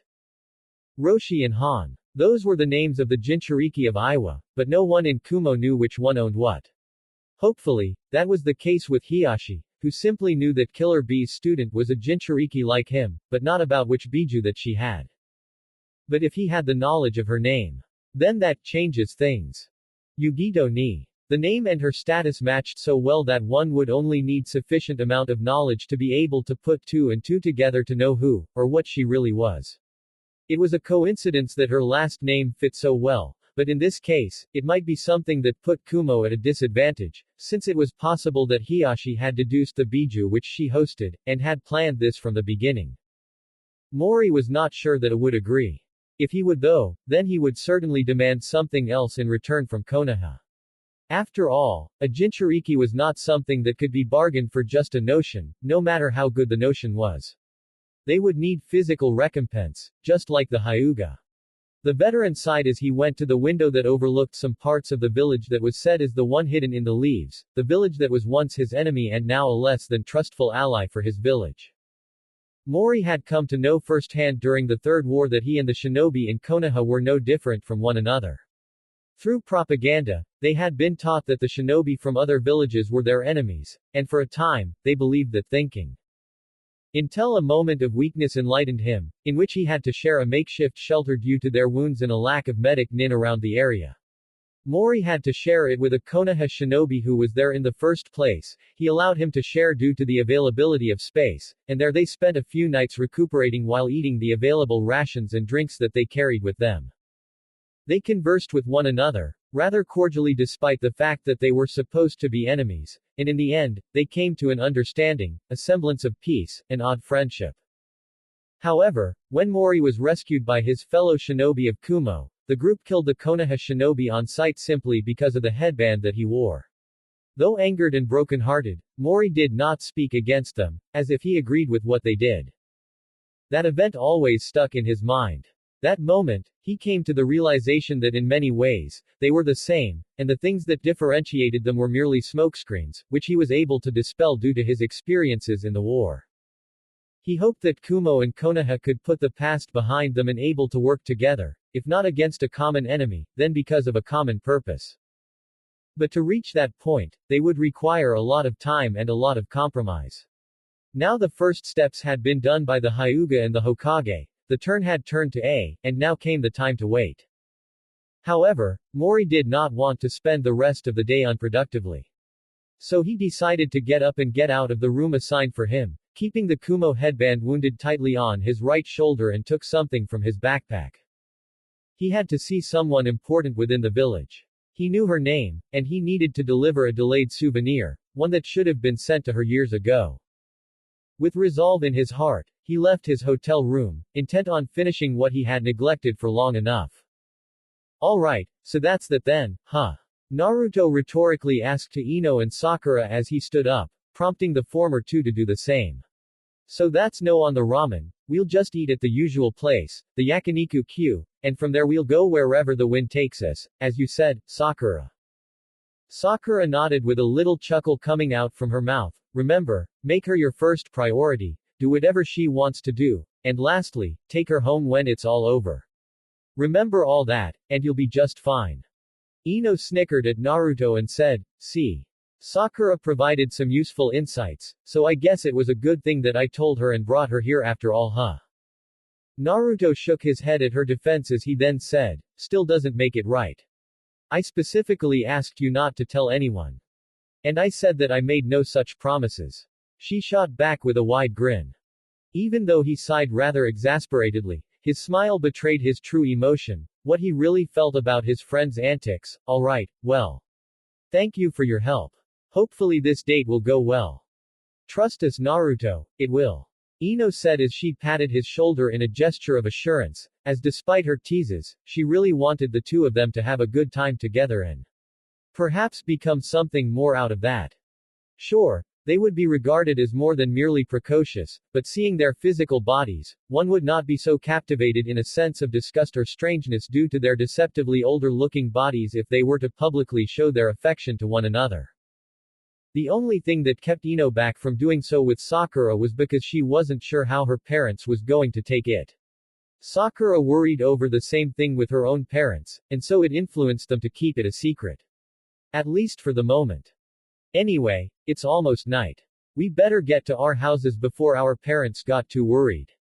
Said Ino, and true to what she said, the windows of Naruto's house did show that the sun was beginning to set on the horizon. With their short goodbyes, Ino and Sakura left, leaving Naruto alone once again in the empty house. After he finished tidying up the living room which they had used to have their discussion, Naruto opted to sit on the couch to relax while waiting for Taji to come back home, wanting to tell her what had gone on.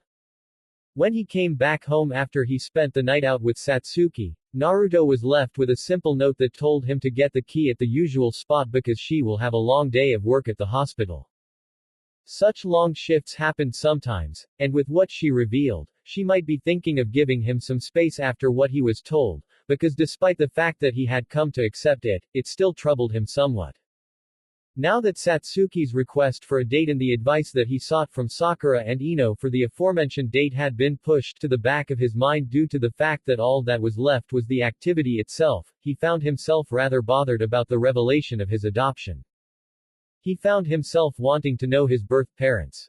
More than just knowing that they were ninjas, though it did fascinated him when his mother said that they were powerful, he was now more interested in who they were, what kind of person they were, the stories from their lives, those sorts of things. However, in the 8 years of his life, he had known only one parent in his life, and that was Taji, his mother through their bond, not through their shared blood. It would feel like a betrayal somehow. After all, she was always there for him, and not his birth parents, and so he had felt that he didn't need to know them. But it seemed that his curiosity knew no bounds. Sighing at his indecisiveness, Naruto thought, I don't need to know who they are or were, right? What would it matter anyway? I already have a parent, I don't. He sighed again, realizing that he just tried to convince himself instead of thinking of it rationally. Okay, I have to admit that I am curious, and I do have the right to know them, except I have not taken it yet. Do I really need to know, however? Single quote.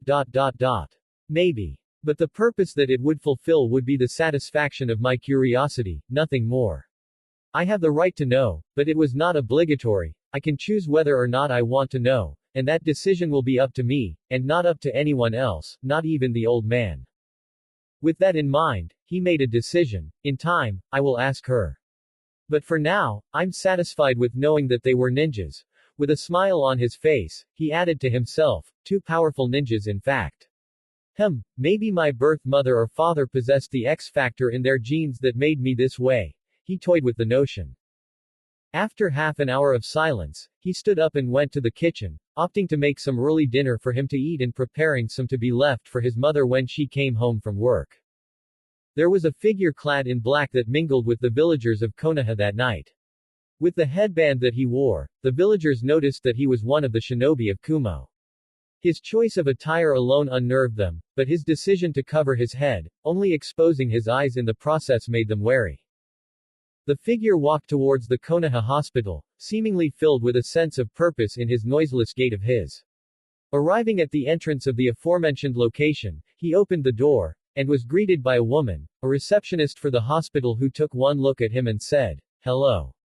What can I do for you, mister? She trailed off, wanting his name. He looked at the woman for a moment, somewhat unnerving her due to how tense and stony his gaze was as they made eye contact with one another. Afterwards, he walked off, and when the receptionist saw where he was heading, she stood up, Sir. Sir, you can't go there, that area is restricted for, sir. The Kumo shinobi did not heed her request to stop, and so she called over the available shinobi that was there and were bodily able to apprehend the man. One of the shinobi, a male chunin, came to him, touched his shoulder and said, Sir, I'm afraid you are. He was cut off when the man responded violently. He turned around with such blinding speed and with simple movements from his hands, he twisted the chunin's neck, killing him instantly. The receptionist screamed as she fled, leaving the other chunins to face the man. They hesitated, as they knew that the Kumo shinobi was unbalanced and powerful, a deadly combination. One of them got the bravery to speak out, and his choice of words were, Sir. You have killed a member of Konoha's shinobi force, and you are now our enemy. Whatever your reason is, know that we will not stop until you are taken down along with your collaborators. The figure remained in place as he kept his silence. He looked at the chunins with his nearly expressionless gaze for a moment, before he took off running. One of the more experienced chunin turned to his colleagues, pointed 2 of them in particular and said, The 2 of you call for backup and inform the Hokage. Kumo has betrayed us once again. Mori had arrived back at the hotel after spending nearly his whole afternoon talking to the woman that she had sought. He felt as if a weight had been lifted from his back after he gave her the memento from the war that once belonged to her brother. Once, it was his war trophy, but one that he was not proud of, due to how he gained it. The woman was surprisingly amiable with him, despite knowing that her brother was killed by the hands of Kumo shinobi. She even went as far as to thank him for returning it, and was very genuine in her gratitude. Smiling to himself, Mori toyed with the idea of meeting her once again, perhaps to make a friend out of her or, if fate be willing, a significant other. A beautiful woman she was, quite motherly in her appearance and demeanor, and her profession as a head nurse got his admiration. Single quote. But perhaps it is too soon. Mori thought to himself as he walked past the room adjacent to his where some of his fellow Kumo shinobi were located. He stopped as he glanced at the door. He narrowed his eyes at it, as if noticing that there was something that drawn him to it, an instinct, cultivated by the times of war, one that made him wary at the slightest anomaly. Out of curiosity, he knocked 3 times, and after a second without an answer, he tried to open the door, which was unlocked. Entering the room, he found that the room was not illuminated. The darkness invited him inside, and so he proceeded to venture deeper into the interior of the room. Looking over at the state of the room, with the 3 single beds, he noticed one thing that stood out. They haven't used this room. He thought, Akai, Shirai, Furui, I saw them entering this room, but it seems that they left without even trying to lock it. He then looked over at the things left on the beds, they didn't even bother to bring their equipment. Along with their wallets. What's going on here? Mori quickly left the room and went to the room where the other 4 of his subordinates were located. Open up! He yelled as he knocked rather harshly. This time, he got a response, as one of his men, Murasaki, a Chunin-level shinobi of Kumo opened the door and stood rigidly, Sir. What can we do for you? Do I have all of you accounted for here? Shuichi. Oda. Kubo. Mori asked rather quickly, naming the other 3 shinobi that was supposed to be here. Well, Shuichi left rather early in the day, and we haven't seen him, sir. Murasaki answered truthfully. His demeanor then went from slightly awkward to serious as he noticed his leader's expression. Is there something wrong? A hunch. I want all of you to suit up. I have a bad feeling about this. The chase led them to the center of the hospital, where they cornered the Kumo shinobi with their greater number, surrounding him in a circle while waiting for the backup to arrive. All right, you son of a bitch. You're not going anywhere and you will not escape this place alive. Despite the fact that they were surrounding him, none of them dared to take the initiative and strike. The display of his speed and power that he possessed when he snapped the Chunin's neck with relative ease was frightening, and with fear clouding their judgment, they found themselves paralyzed. The clothing that the figure wore also contributed to their fear, as his eyes produced such an intense gaze that seemed to be able to physically pierce through their heart if they were to look at them for longer than a second. For half a minute, they were worried. A small number of the hospital staffs had gotten out of the building due to how close they were when the Kumo shinobi murdered the Chunin, but there were still some who had not gotten out yet, so if a battle were to break out. The figure then sighed, the first sound that they heard coming out from his mouth. Then, he spoke, his voice warped and strange to their ears. Well, gotta do with what you have, I think. He then released the cloth that wrapped his head, and the Chunins were unnerved by what they saw. His skin was quite pale, as if he had never been glared by the sun his whole life. His eyes, that was once dark gray, began to pale and change their color to a much lighter one, and there was something beneath his skin that looked like veins that seemed to glow in sickly green hue. So let's start with a greeting, shall we? The figure said as he raised his hand, hello. Shocked by how chipper his attitude was, the Chunins were at a loss for words at his strange behavior. But then, he continued with 2 words and a gesture that ended their short-lived meeting. He performed a mocking 2-finger salute at them and said, and goodbye. From the eyes of the Chunins, they saw the strange shinobi glowing brightly for a few seconds before they were overtaken by the explosion that killed them in an instant, along with several others in the hospital. Hiruzen was at his office when the bright light and the loud noise that indicated an explosion occurred at the location where Konoha's hospital stood. Looking outside his window, Hiruzen was shocked by what he saw. A moment after that, a Chunin came bursting in, exhausted, and late to the goal, Hokage-sama. The hospital. Someone from Kumo came and he didn't bother to hear the full statement as he turned and walked outside his office, where several Anbu were there waiting for his orders. Assemble as many men as you can and follow me. He barked out his orders, his expression filled with anger and grim seriousness. Back at Naruto's home, he heard the explosion as well, and thanks to his senses, he was able to determine the location in an instant and his eyes widened when he realized where it was and who was there at that current moment. Mom. Without any more word that needed to be said, he ran as fast as his powers could carry him towards the hospital. What was that? Satsuki wondered in concerned voice as the echo of the explosion reached to her home. Makoto, who was looking at the black smoke that began to rise, narrowed her eyes. Someone bombed the hospital. Could it be the Kumo shinobi? Behind her, Satsuki looked at the smoke and she was able to determine the location of the explosion and came to the conclusion that her mother had made. Except, she also realized one extra thing. Oh no. Her body was controlled by her subconsciousness as she ran as fast as she could towards the location of the billowing smoke, knowing who would be there, ignoring her mother's yells. That looks like trouble, Kiba said grimly as he looked towards the location where the explosion occurred. Beside him, his mother also narrowed her eyes as she sniffed the air. There's a foul scent in the air. Someone blew up the hospital on purpose. Kiba was overtaken by his instincts as he immediately ran towards the hospital. He could hear his sister screaming his name, Kiba. Where do you think you're going? What else, sis? There are a lot of people there, injured or maybe worse. Someone has to help them. Looking at the aftermath of the explosion, Shikamaru's eyes narrowed, angered, as he was able to come to the conclusion that the explosion was not an accident. He knew that it had something to do with the shinobis of Kumo, but somehow this seemed strange. As if there was something far more sinister beneath all this. However, the point of the matter at that moment was that his village was being attacked. And that a lot of people at that location would need assistance. So he stood up from the rooftop where he had been lying down on his back to take a nap, jumped down and ran towards the hospital. Sakura and Ino were making their way to the hospital, with the latter being carried by the former as that would make them reach their destination faster due to her ability to jump through great distances.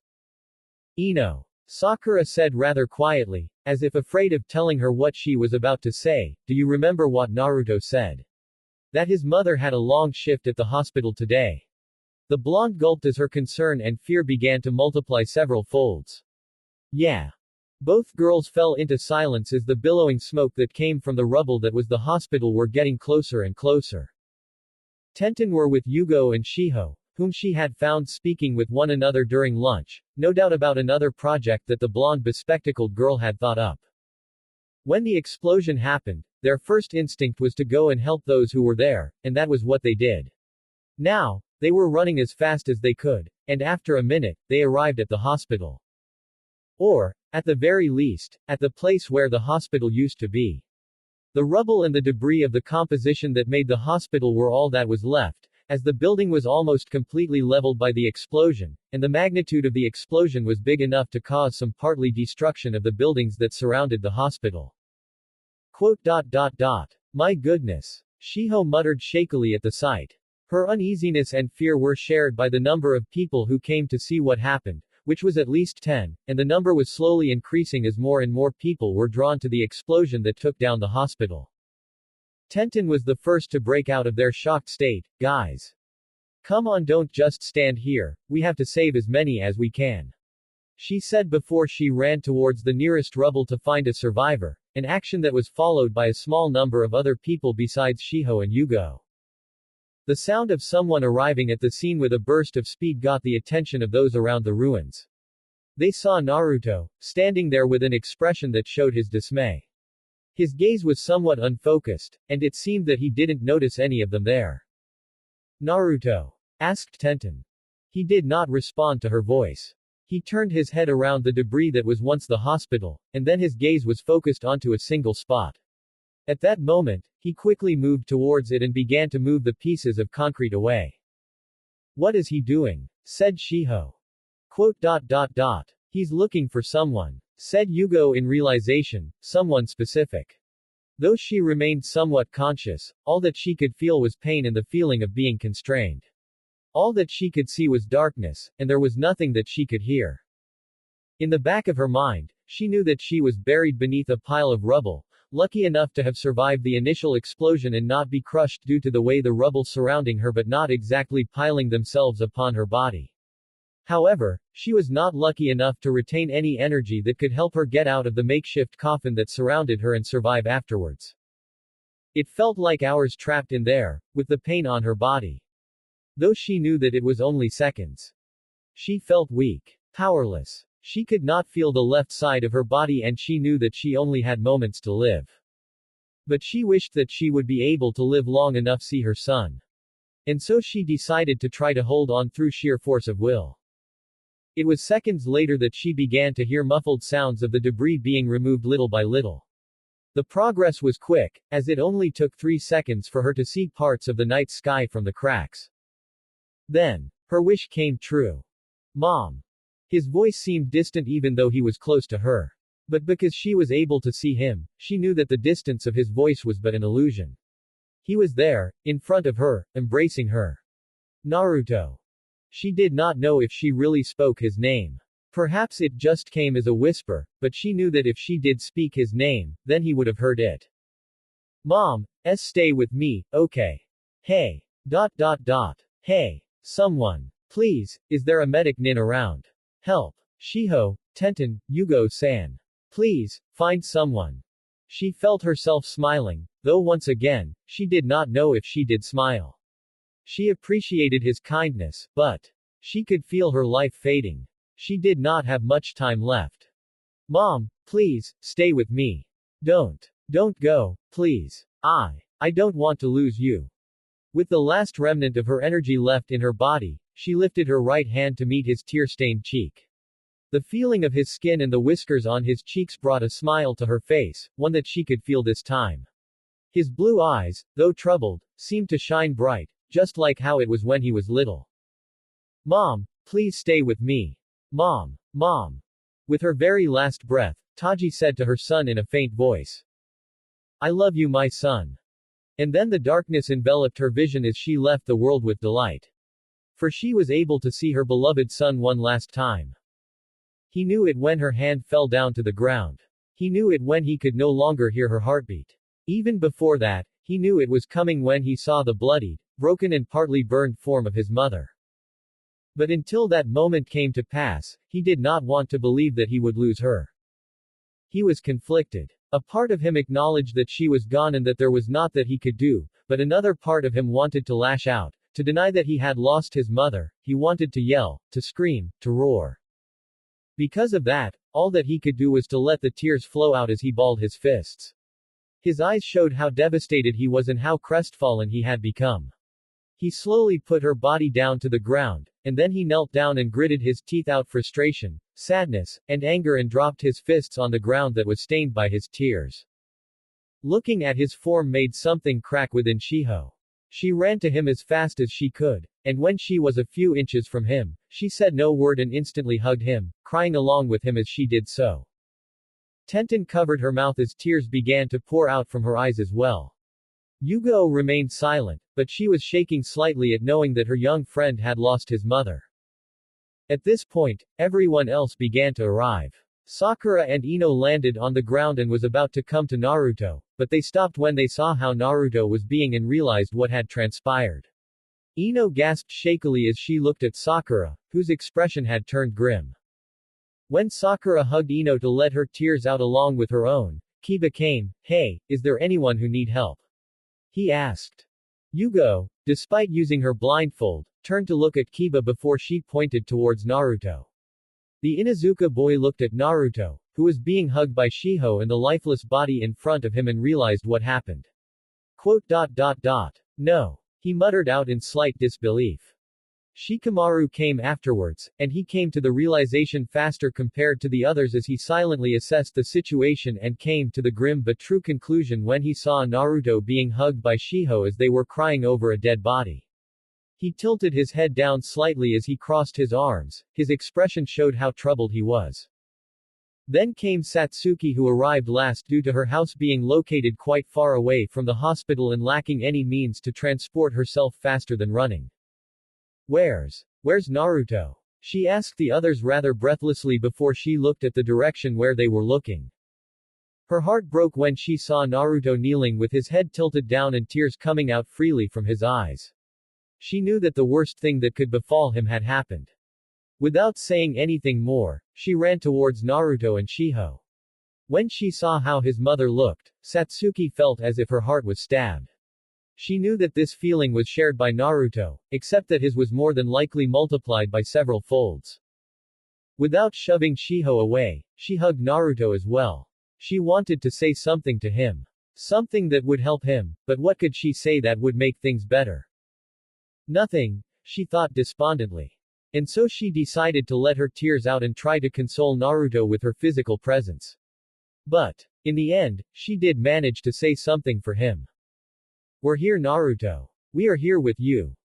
Ahahaha. That was amazing. Donna, you truly are the greatest. The sight of a naked man landing in the park and created web cracks on the concrete with white smoke coming out from his body would be a strange sight to see. And indeed it was a strange sight, along with his warped voice, pale skin, pupil-less green eyes, and rows of teeth that should have belonged to a carnivorous reptiles made him the center of attention. However, there was one more thing that was odd about the man. He possessed a set of seals painted on his body, a set of seals that would be somewhat familiar to certain people who were proficient in the art of sealing. But the most important thing was the fact that he was a potentially dangerous adversary. Which was why he was suddenly surrounded by Hiruzen Sarutobi and a large number of Anbu, Junin and Chunin that he had rounded up to rescue those who might still be alive at Ground Zero. The old monkey had lessened their number to perform their initial purpose when they saw the strange man and decided to apprehend and interrogate him. Who are you and what is your purpose here? Demanded Hiruzen. In response, the strange man merely smiled, oh ho. Well, this beats going to your office. Well then, as to who I am, you don't need to know. As for what I am, well, that's another part entirely. You see these seals, old man. Did they mean anything to you? He took a look at the seals, and indeed, it was somewhat familiar to him. A moment taken to ponder this problem made Hiruzen remember, and his eyes widened at that. Ah, so you do remember. Very well then. Let me show you what my purpose in being here is. Everyone get away from him. Now. They managed to leap out of the way with a shunshin a second before the man glowed bright, a prelude for another explosion. One that was bigger than the previous one. When the second explosion happened, Naruto, along with those around him, turned their heads towards the location, expecting a momentary burst of light followed by a loud noise, which did happen. One unexpected thing was the noise that came after the explosion. Ooh. It was a howling roar of great magnitude, a voice that only a creature of massive size could produce. Its height that dwarfed the largest man-made construct in Konoha made it very much visible from a distance, and its form brought fear to the hearts of the people who saw it. It's the Kyuubi. Run! Struck with panic, the civilians began to flee the premises screaming at the top of their lungs as the Biju began its assault upon the village without taking a moment to stop after its materialization. Guys, I think we have a problem. Kiba muttered. Gee, you think? Tenten said rather fearfully, crap. What do we do here? Naruto closed his eyes for a moment. After 5 seconds, he wiped his tears from his cheeks, opened his eyes and slowly stood up, prompting Shiho and Satsuki to release their hold on him. He looked at his mother's lifeless body one last time before he turned around to his teammates. Everyone, please listen to me, he said with a rather emotionless voice. Earning their attention, Naruto continued to speak. I've detected at least 10 heartbeats around here, but there might be more. Ino, use your telepathy to find any brainwaves of the people that are still alive. Kiba, Yugo-san, please use your senses to do the same. Sakura, use your strength to lift these rubbles. Shikamaru, Satsuki, use your energy fields to move the debris in lieu of your lack of augmented strength. Shiho, please help them however you can. After his quick orders, he began to walk towards a more open ground. As he did so, Kiba then asked, Naruto. What's going on? What are you going to do? Naruto turned to him, but he did not stop walking. I have detected lingering remains of undiluted energy around here, an aftereffect of the explosion no doubt. This means that the explosion was not caused by a chemical reaction, it was made by a giant burst of destructive energy, one that was made by an energy similar to chakra in its undiluted form. He explained briskly with a slight growl. Yugo could connect the dots almost immediately, and she was shocked by the conclusion, the Kyuubi. Exactly. Naruto said as he gritted his teeth, the Biju, or someone who controlled it, used the composition that made it to create an explosion that killed my mother. So you're asking me what I am going to do, Kiba? He rhetorically asked the Inuzuka as he looked upon the giant fox that threatened the safety of the village with narrowed eyes that seemed to glow. I got myself a fox to kill. With a booming noise accompanying his departure, he flew towards the Kyuubi with the intent to kill. Moments earlier. Ooh. Once again in his lifetime, Hiruzen saw with his own eyes the figure of the massive fox Biju. Only this time, he was the one who was supposed to face him instead of his successor. Hokage-sama. He turned, and saw that in addition to the Anbu members that he had gathered, there was a group of Junin and Chunin who came to his aid.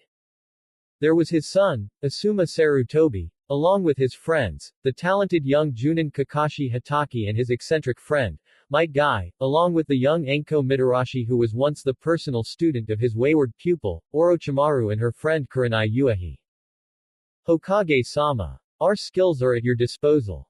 Guy, the taijutsu-focused Junin with the infamous green spandex and bowl haircut yelled in an enthusiastic manner yet with a serious undertone to his voice. What do you wish for us to do, sir? Hiruzen turned to look at the massive creature, and his expression was filled with concern, as the beast began to trample over the village's buildings, and effectively killing some innocent people who were trapped in its warpath. 8 years ago, this was the very thing that the Yondaime prevented with his life, and now, Hiruzen found himself in the ironic situation in which the beast managed to get itself to the village due to an oversight.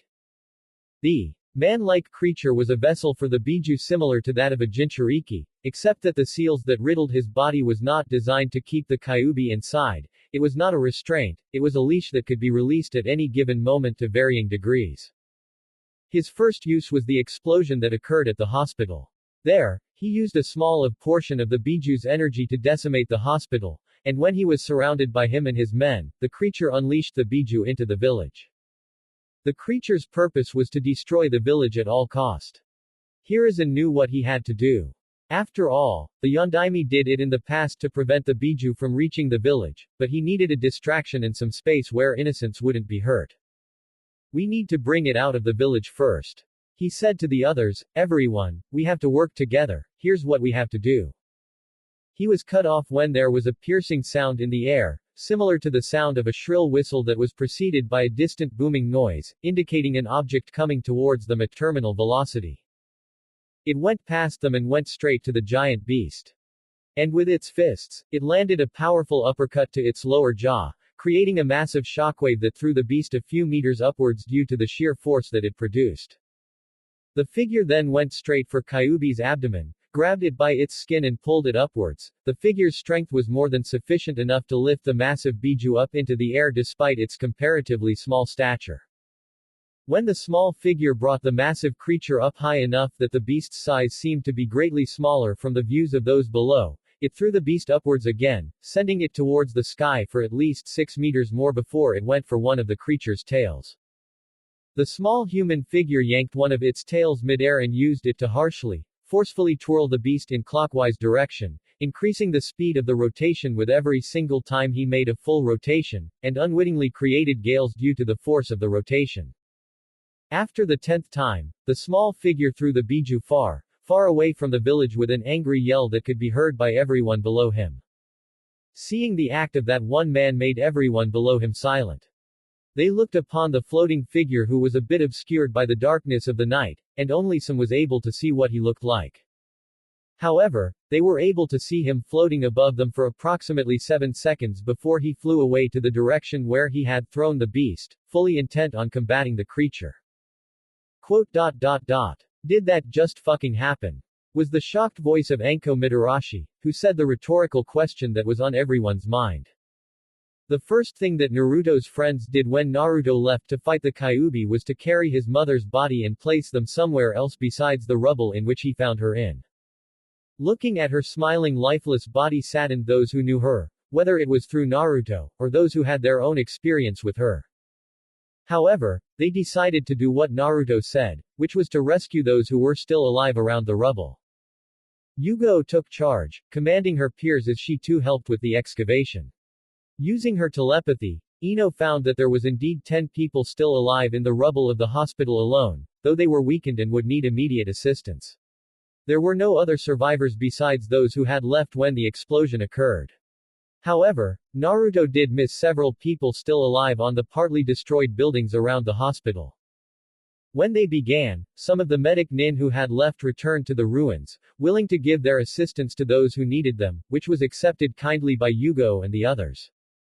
Along with them, there were other familiar faces as well, such as Makoto Uchiha, Suman Hana Inuzuka and Yoshino Nara. When they saw the ruins and the faces of those who were dead, they decided to help without any hassle. Though Makoto and Sume was worried over Naruto after seeing Taji's dead body, there were more people who need saving.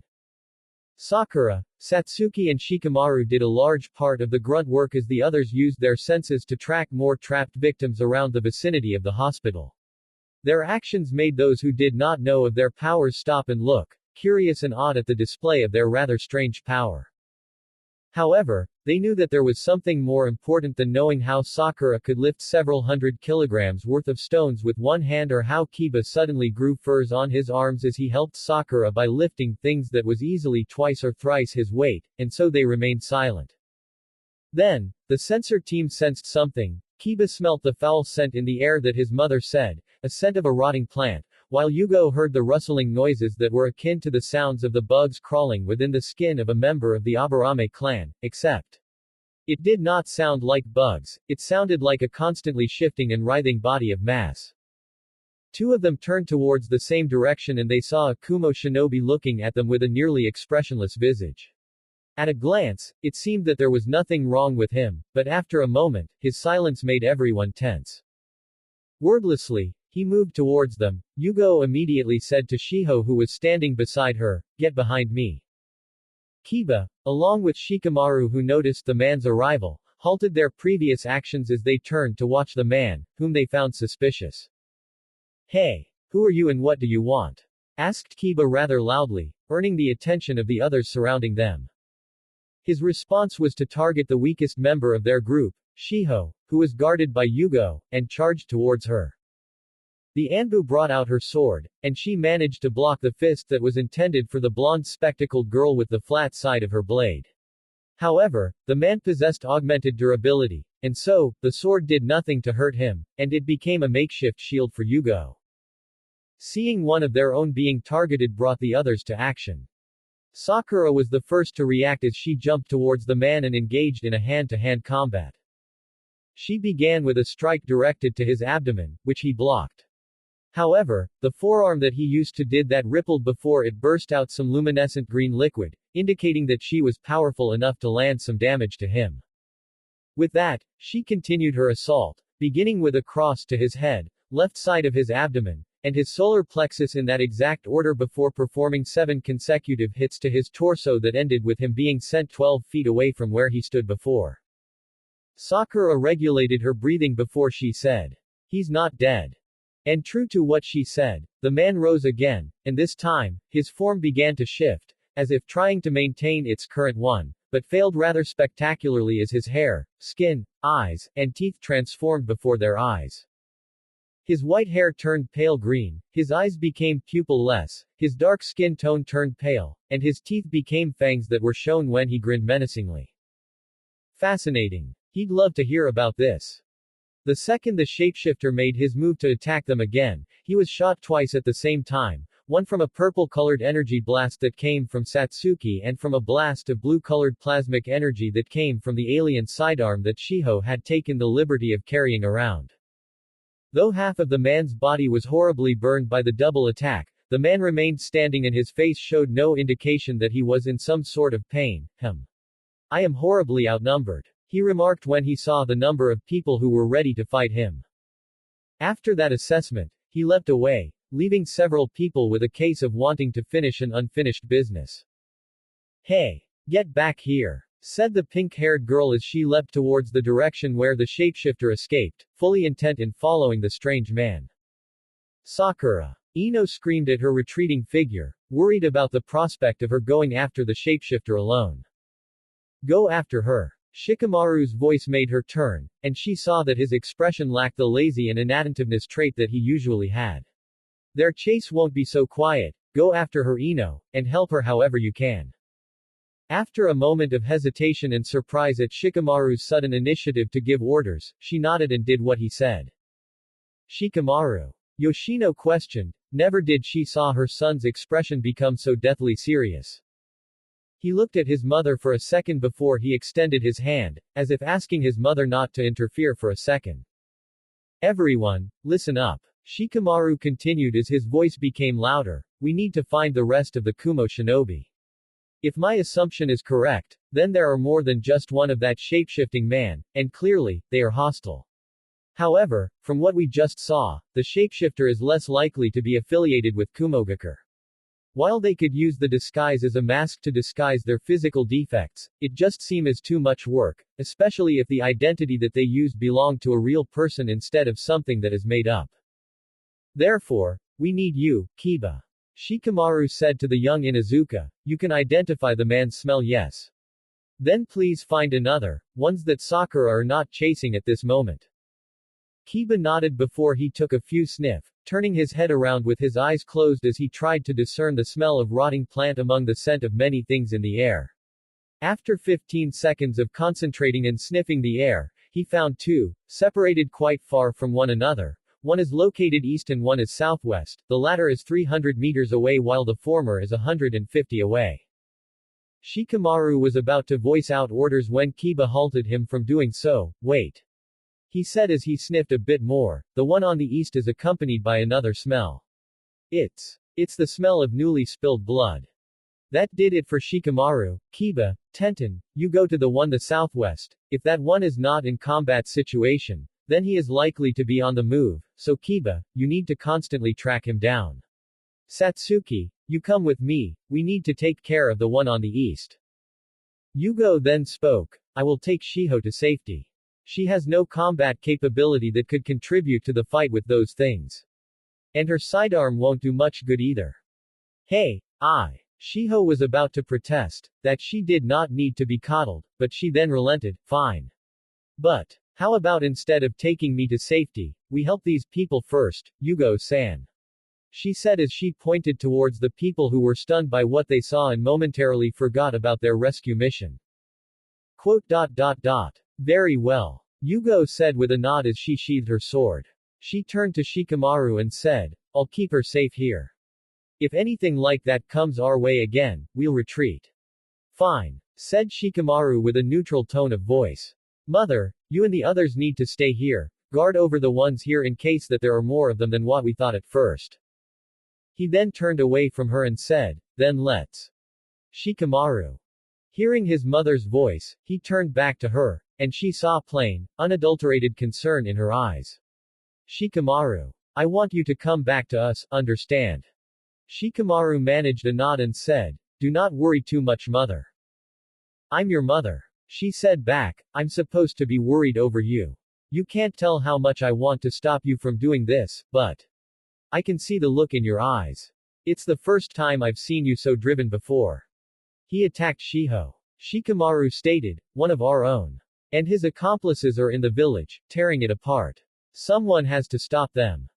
Makoto then added her piece to her own daughter, Satsuki. Please be careful. Satsuki nodded with an assuring smile as she said, I will, Mom. Sume then growled slightly as she called to her son, Kiba. Do not, even for a split second, let your guard down. 1 second, that's all it would take for someone to be killed. Though she intended to be stern, she could not withhold the sheer concern from invading her voice. You must do your absolute best, pup. Understand? Kiba smiled at his mother's concern and said, I will, Mom. Hey, said Kiba's sister, who also looked quite worried over her brother. Just don't you die on us, alright? I will. Shikamaru then clapped his hand once, alright, everyone. We have our places to be, and with every second that passes, they might kill more than we could have prevented. So let's go. With that, they left the premises with the assigned teammates that Shikamaru had given to each and every one of them. And by doing so, the battle raged on, outside and inside the walls of Konoha. As he flew towards the downed beast, Naruto's mind was muddled with an unhealthy mixture of hatred, sadness, anger, and an intense desire to kill, to hurt, to use every power at his disposal to bring pain to the mighty beast. His fists clenched, his eyes narrowed, his teeth gritted, the voice from the rational part of his brain was severely subdued, and with it, came unbridled rage directed by emotions and instincts which he only had a little degree of control over. Kill it. Kill the one who controls it. Kill everyone who is responsible for my mother's death. They all will die. His thoughts were conveyed through his physical body as it was clear from how he trembled with rage that he was filled with the desire for revenge. Though the massive beast landed some miles away from Konoha after being thrown away like a ragdoll, the Kyuubi was still very much alive and conscious. It was as angry as the one who had thrown it, of course, but nevertheless, it still retained its shape, for it was not made out of normal substance that made a normal living being. Then the Kyuubi felt more agony surging through its body as Naruto flew right into its head, pummeling it to the ground as it roared in pain. Then the blonde flew right into its abdomen again and pushed the beast forward, getting it as far away from the village as possible. Not even 3 miles of separation from the village was enough for Naruto to do as he pleased with the biju. He needed more space. He needed more time. He needed the biju to be hurt, for he knew that it could feel pain. And so he gathered all his energy and pushed the protesting biju against his will eastward, towards the direction of the eastern sea, to someplace where he could let loose, as the ground beneath the biju crumbled at the force that Naruto exerted to push it. Finding resistance from the earth below, Naruto lifted the biju once again, and with that act, he gained more speed. The biju, or those who controlled it, would pay dearly for what they did. I mean, seriously, I am not the only one whose mind was fucking blown when that guy sucker punched the fox, right? Enko. Wham. Just like that. No jutsu or anything. Did you see the shockwave that he created with that one punch? Hell, the beast just went several feet upwards with that one punch. Then he just flew and lifted the fucking thing like it was nothing and threw it for fuck knows how far. Ha. Enku. Wow. Gods be damned and screwed in their tight asses. I didn't know that there's a guy like that living amongst us. I mean, he could fly. He could land an actual punch on a biju that could actually hurt the goddamn thing. This guy is the motherfucking Enko. The former student of Orochimaru looked at Kurenai, who was glaring at her with a rather prominent blush on her face. What? I'm just speaking my mind. It's not as if it's prohibited, right? Kurenai then whispered rather hotly, it's not a good manner to talk like that in the presence of the Hokage. Currently, she, along with her friend Kurenai, were joined by their other friends, Kakashi, Guy and Asuma, along with a small number of other shinobi of varying degrees of ranks, along with the Hokage, who was just a few feet away from Anko. When the Kyuubi and the man who threw it away was out of their sight, Hiruzen ordered most of the men that he had to help the villagers of Konoha, while he, along with some others who were willing, chased the Kyuubi to help the man who had thrown away the beast with his great strength. All but one of them had no idea who or what that man was, but it was clear to them that he was not a mere man, not even a mere shinobi. Hokage-sama, said the Junin at his side, the one with the gravity-defying silver hair who wore a mask that covered his nose and mouth, and the one who styled his forehead protector to cover his left eye. Who was that? He directly asked the old leader of Konoha. Hiruzen could see that Kakashi had asked the question that was in everyone's mind. After all, it was not every day that one could see the sight of a biju affected by a punch that came from a flying man who was strong enough to not only punch and manage to hurt a biju but also to lift it and throw it like a ragdoll. Seeing how Naruto handled a massive and powerful adversary was different compared to seeing him using his powers to destroy dummies or sparring with his fellow superhumans. He attacked with the intention to deal mortal injury to the biju, and he was slightly holding back when he hit the creature's jaw to prevent more collateral damage on the village. What happened, I wonder? Was Hiruzen's question, because Naruto seemed a bit unhinged and slightly uncontrollable, so he suspected that something terrible must have happened, but then, it hit him. The hospital explosion. Single quote. Of course. Taji-san. He turned his head away from Kakashi as he closed his eyes to compose himself. He's one of ours. He said to the Junin with a neutral tone of voice, that is all you need to know as of this moment. Kakashi nodded almost instantly, and then he looked at Guy, who seemed rather sullen at Hiruzen's answer, who no doubt wanted to scream out about how unyouthful it was, except that he realized almost instantly after wanting to do that the one that he would yell at would be the Hokage, his superior, and so he quickly shut his mouth. Sometimes Kakashi thought that he knew Guy too well. Shit, can't you tell us anything else about him, Hokage-sama? Enko questioned. Like how old he is. I mean, come on, I saw a glimpse of him and I gotta say, he's kinda hot. Enko. What? Geez, can't you just let me speak my mind here, woman? Enko asked Kurenai indignantly before she pouted and turned her gaze away from Kurenai. You're such a hypocrite. She mumbled. Excuse me. Kurenai demanded an explanation with two simple words. I know you're curious too. I'm just asking the same questions that you would ask. She explained rather hotly. It's different. Kurenai yelled. Why? Because I know when I can ask such questions. Doing it right now when we're in the middle of attempting to help this man is not the right time. Oh yeah. Well. Enko gritted her teeth before she came up with something other than silence. Grr. Kurenai shook her head before she turned her head away from her friend who never failed to rile her up whenever she couldn't focus on where they were going. Just restrain yourself, okay Enko? If he survives this, maybe we can ask him ourselves. Then Enko's face brightened. Ooh yeah, that's a great idea. Wow. During all that time I've been talking, it turned out that you've been scheming too, huh? You sly demoness. She hit her shoulder playfully with a grin on her face. Though blushing, Kurenai's expression conveyed how hard she tried to appear composed. It is not like that. Asuma merely shook his head at the two girls' antics. It was only around Enko that Kurenai could be so flustered and openly shouting, especially when the former was getting a bit too raunchy in her remarks. It was only through Kurenai that Enko managed to act rather civilly, or at least, an acceptable degree of civility. Though she was still intimidating and a little bit distracting to look at, considering her choice of clothing, she was more or less civil towards Kurenai and her friends. To other people whose opinion she could not care less about, she had no restraint whatsoever. Luckily, it seemed that his father cared not for her behavior. Perhaps it was because of how she was treated by his father's wayward student, but nevertheless, he did not take offense to her behavior. Still, Asuma had a feeling that there was something that his father was hiding. The identity of that powerful man, for instance. But he chose to not talk about it for now. After all, they had one thing to worry about, and that was not the Superman, but the beast that he was fighting. The identity of that man can be ascertained at a later time. After all, he was quite thankful for the man.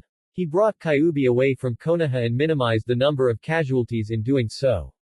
So if he wanted to know about his identity, it was because of his curiosity and not because he was suspicious. And it seems that Dad trusts this guy. So I'm willing to give him the benefit of the doubt. Back at Konoha, things were rather rough with certain people that had taken the liberty of engaging themselves in combat with the ivory-skinned shapeshifters. Sakura in particular, was still chasing the enigmatic creepy figure across the rooftops of Konoha. Her eyes were blazing with fury. This creature targeted one of her friends and she sure wasn't going to let that go without a brutal reciprocation. It was clear that this man, if she could call it that, was an adversary of theirs, and that he might have something to do with the explosion at the hospital and Kyuubi's sudden appearance.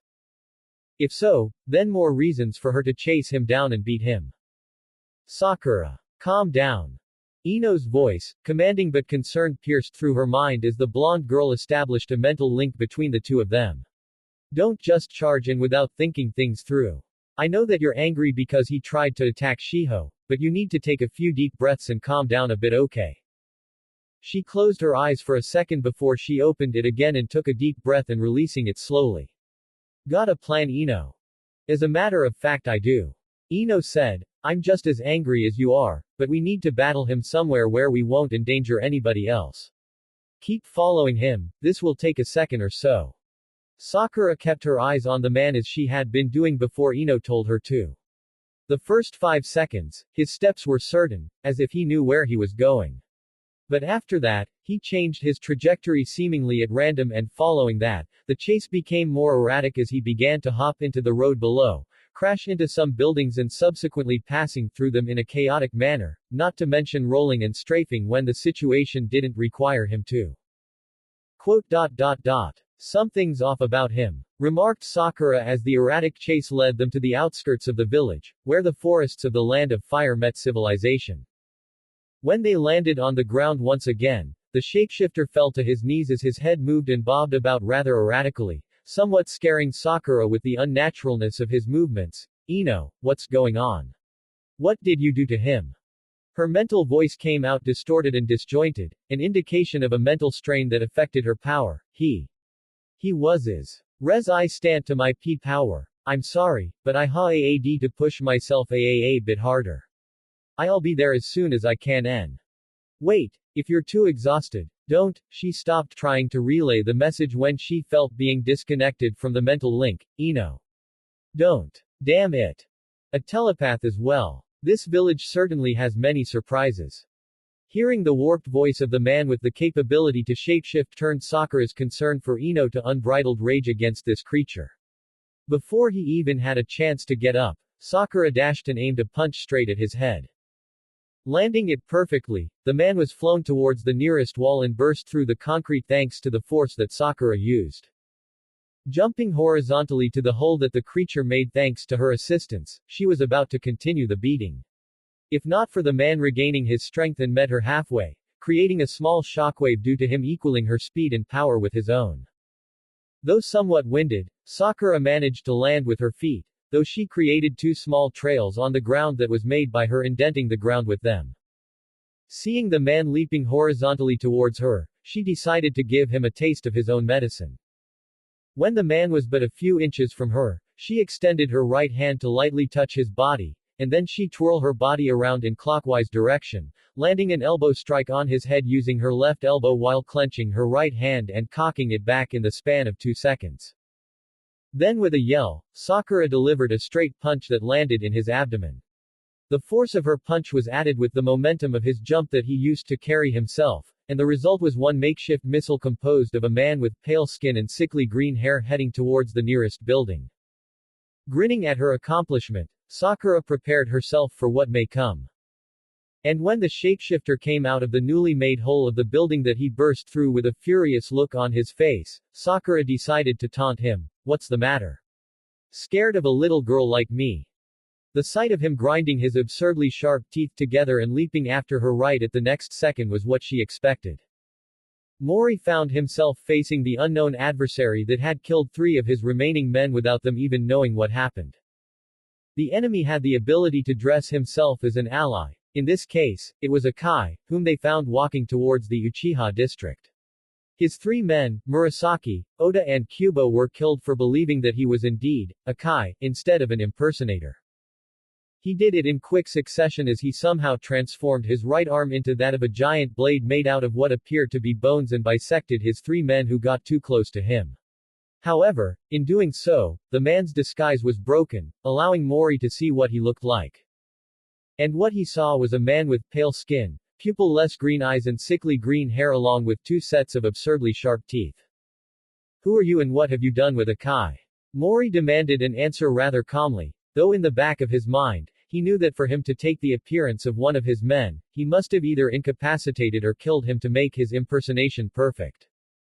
The man merely smiled before he charged towards Mori.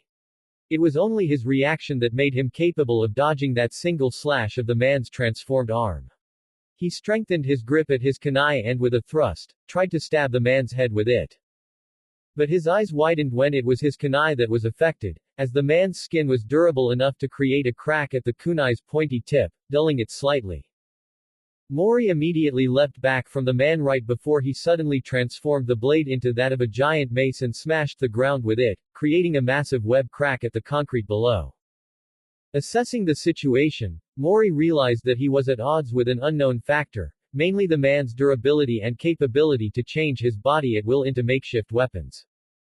He then began to make hand seals. At 2 seals, he had to avoid another strike, barely escaped his death. In midair, he did 2 other. After he landed, he took the time to do as much as he could before he maintained one and spout out an adequate amount of water towards the man.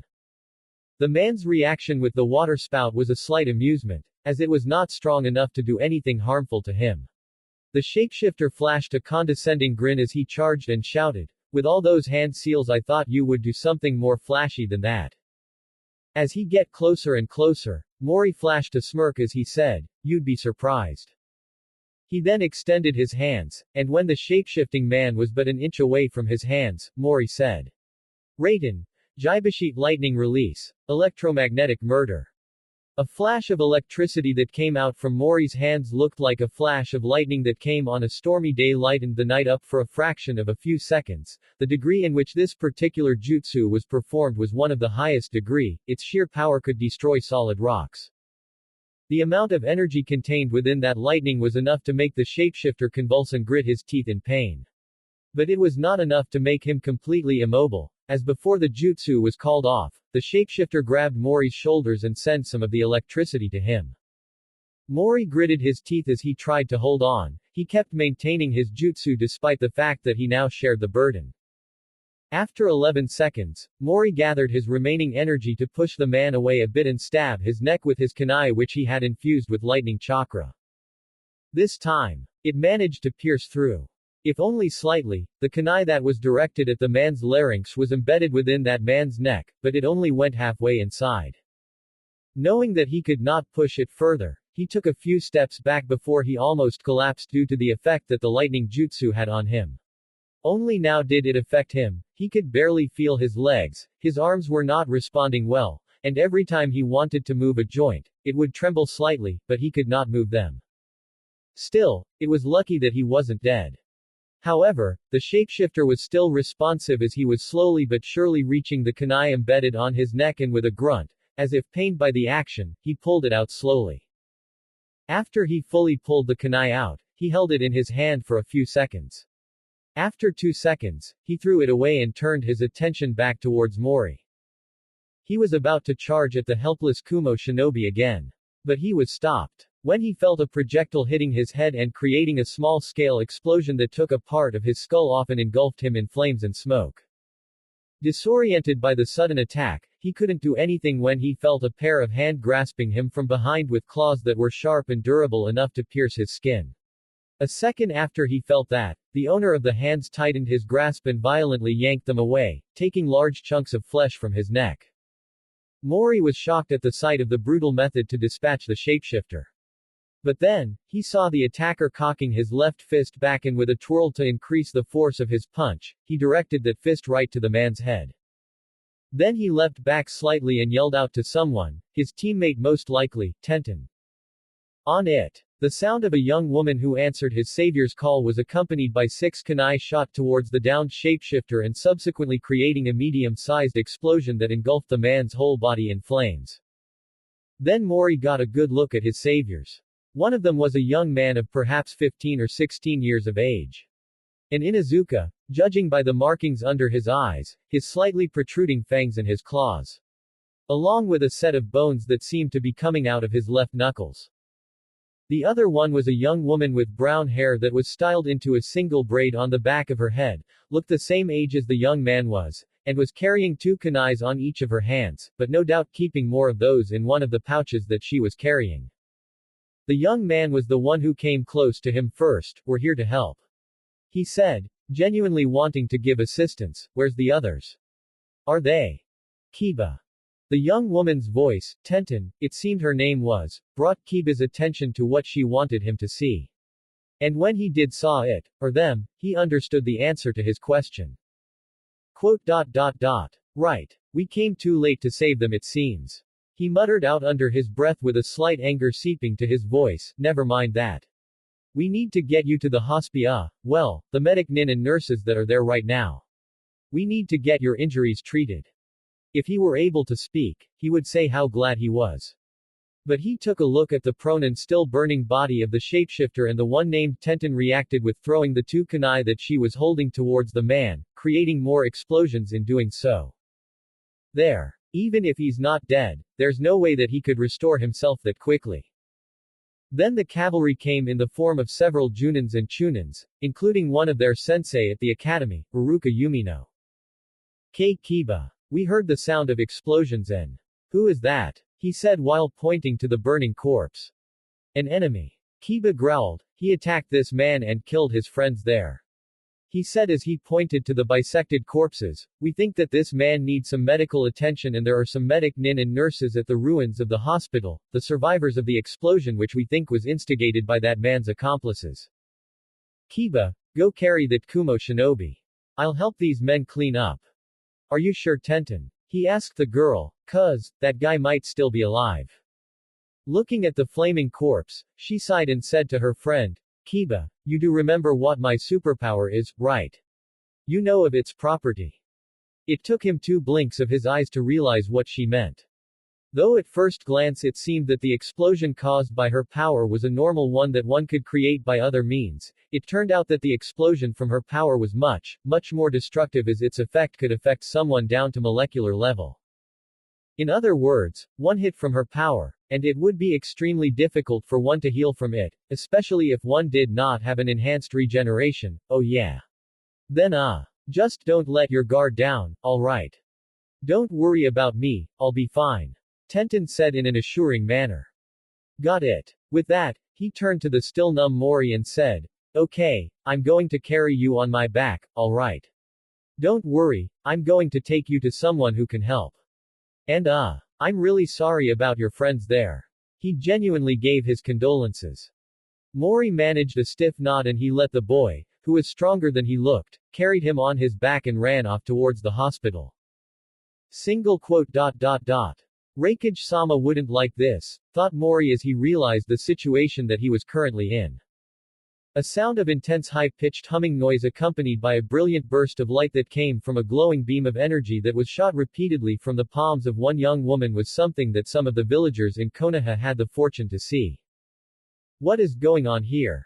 Said one Junin to one of the villagers, demanding an explanation to this event. They, the boy and the girl, are fighting that monstrous-looking man. Said one of the villagers, answering the Junin's question, that man is a Kumogakure shinobi. He had a weird jutsu that made him capable of appearing normal, hiding his hideous appearance.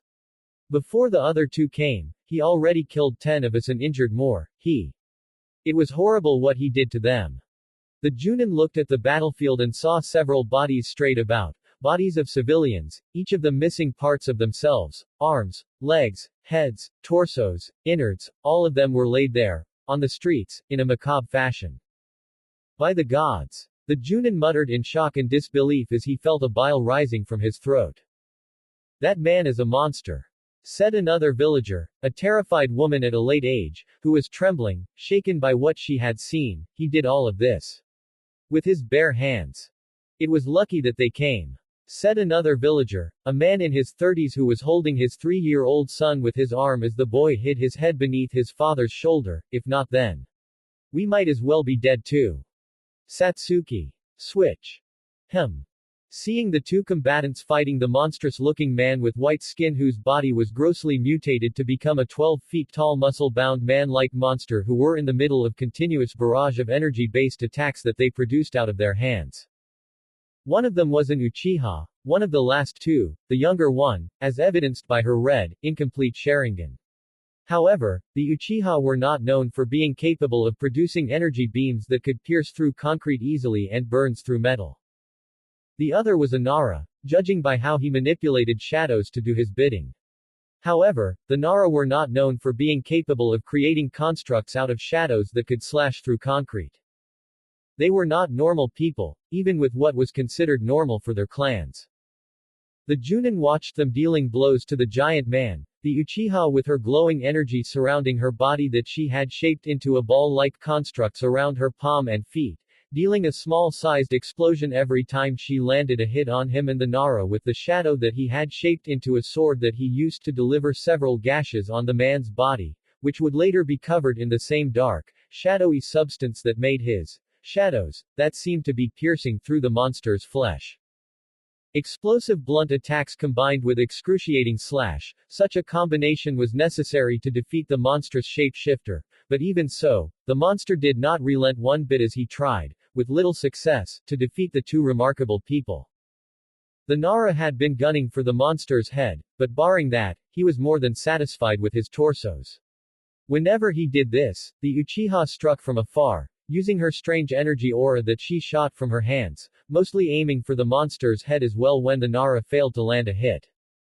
After a session of close combat by Nara, he was quickly replaced with Satsuki as the Nara enveloped the monster's arms and legs in the deathly grip of his shadows and let Satsuki unleash her energy in a different way, which was to deal small, repeatedly done explosion through her punches and kicks. However, the Nara seemed to have trouble maintaining his hold over the beast's power, which was why they were fighting the monster by the method of tag teaming. Then the Junin watched as the beast of a man broke free of the shadows using his great strength, and attempting to grab Satsuki using his enlarged hand. However, Satsuki was agile enough and she managed to get out of the way before the beast could do anything to her. Shikamaru. He's growing resistant to the shadow, we need a new plan. I have one, but it requires you to be able to create constructs with your power, stable enough to contain something powerful and volatile, can you do that? Shikamaru asked rather calmly as he tried to contain the beast by increasing the magnitude of his shadow-like energy field. I think I can. Satsuki replied after a moment of contemplation and hesitance. Do not think, do you know? Shikamaru's quick reply as the beast began to break free from his hold. Satsuki grinned despite the fact that there was a slight fear in her eyes, and then she answered, well, an application test during a real combat situation is a long time coming after all that training we did, right? Shikamaru frowned as he said. I suppose so. He acquiesced, then do it. Satsuki breathed in a large amount of air before she extended her right hand towards the beast and created an energy beam that hit him and by doing so, created a sphere construct that enveloped the beast within. She smiled at her success, but before she could celebrate or say anything, Shikamaru quickly ordered her, good, now make it explode. What? She turned towards the young Nara and asked about the sudden order. Make it explode. Overload it. Now. Shikamaru said before he transformed the shadow-like bindings that he still had over the monster into thorns that deeply pierced the monster's body, making it roar out in agony due to how Shikamaru increasing the density of his shadow energy field. She took a look at Shikamaru before she returned her sight towards the monster and narrowed her eyes as she sent a message towards the construct that was her creation, and when the construct received it shined brightly before it created a purple-colored and somehow noiseless explosion that forced the people who saw it to shield their eyes due to the sheer intensity of the light. The nature of the explosion was one that would not extend very far but powerful enough to actually have a terrible effect on those who were unfortunate enough to be at least 2 meters away from the center of the explosion. But outside from its range of explosive influence, the effect was the kinetic knockback caused by the expulsion of the energy that reached 10-meter radius. When the dust began to settle down as the explosion shrunk into nothingness, taking the light away with it, and allowing those who were nearby to see what it did to the monster. The monster of a man was still standing. His back was hunched, his head was cast down, and his arms were limply hanging from his shoulders. Every piece of his skin was missing, so did pieces of his muscles and flesh, in some parts such as his forehead, ankle, and his left chest, his bones and some of his organs were even visible. Yet he was still alive, breathing near inaudibly with his lip-less mouth that showed the sets of inhumanly sharp teeth, grounding together in a gesture of pure rage. The two of them were about to deal the finishing blow when there was an intervention when there were a group of shinobi that got near the monster. Everyone. Now. The group of Junin and Chunin were commanded by one Junin and performed 6 hand seals that made their cheeks expand before they leaned back slightly and spit out flames in great amount, combined together, and enveloped the monster within the searing heat of the big flame bullets technique. Despite the fact that the flames were engorging its muscles and bones with its heat, the beast of a man roared as he lunged towards the nearest shinobi with extended arm, covered in flames and all. A few inches before he could reach the paralyzed shinobi, he was once again stopped by shadows that created by the Nara. His energy spent, the monster could only growl as his body slowly turned to ashes. Satsuki. Shikamaru called out to her. With a nod, she extended her arms and said, everyone get back. After they did so, she directed her palms towards the beast and created a combined beam of energy from her 2 hands that struck the man right in his head with enough amount of energy to pass through his muscles, skull and brain and pass through the back of his head. Despite the fact that it killed him in an instant, the monster of a man remained standing. His gritted teeth remained etched on his face as his body slowly crumbled to ash in front of them. With the job finished, Satsuki and Shikamaru visibly relaxed. However, their moment of reprieve was interrupted when the Junin got to them and said, we thank you for your help. But we have to ask. Who are you people? Looking at the rather confused Junin, Shikamaru said, there are more important things to be worried about than that. One of which is the tending for the dead. All of them looked at the pieces of bodies littered on the ground, and the shinobi who were present immediately moved to them, at least to recover the identities of those who died so that their bodies, or parts of them, can be properly buried. Then they heard the sound of a not-so-distant explosion from within the village's walls. Shikamaru's mind then went to calculate the possibility of who or what the source of the explosion could be, and when he came to it, he turned to Satsuki. It's Sakura. Let's go, Satsuki. Hey, wait, eh? The Junin tried to stop the two of them, but they already went and ran towards the source of the explosion, no doubt preparing themselves for another battle. Who the hell are they anyway? Asked the Junin in a combination of curiosity and suspicion. Sakura picked herself up from the rubble that the shapeshifter had pummeled her into. She wiped the blood coming out from her nose and grinned at the shapeshifter, who were in an equally bad form as she was, what with his nose bent out of shape, sunken cheekbones, cracked skull, and those were but a few in the list of many things on his body that Sakura had already broken with her blows. But the shapeshifter was stronger than she gave him credit for. All of the list of broken bones and muscles that she had inflicted on him took quite a while to really sink in because of his capability to regenerate. However, pressure him long enough, the wounds and torn body parts would undoubtedly remain.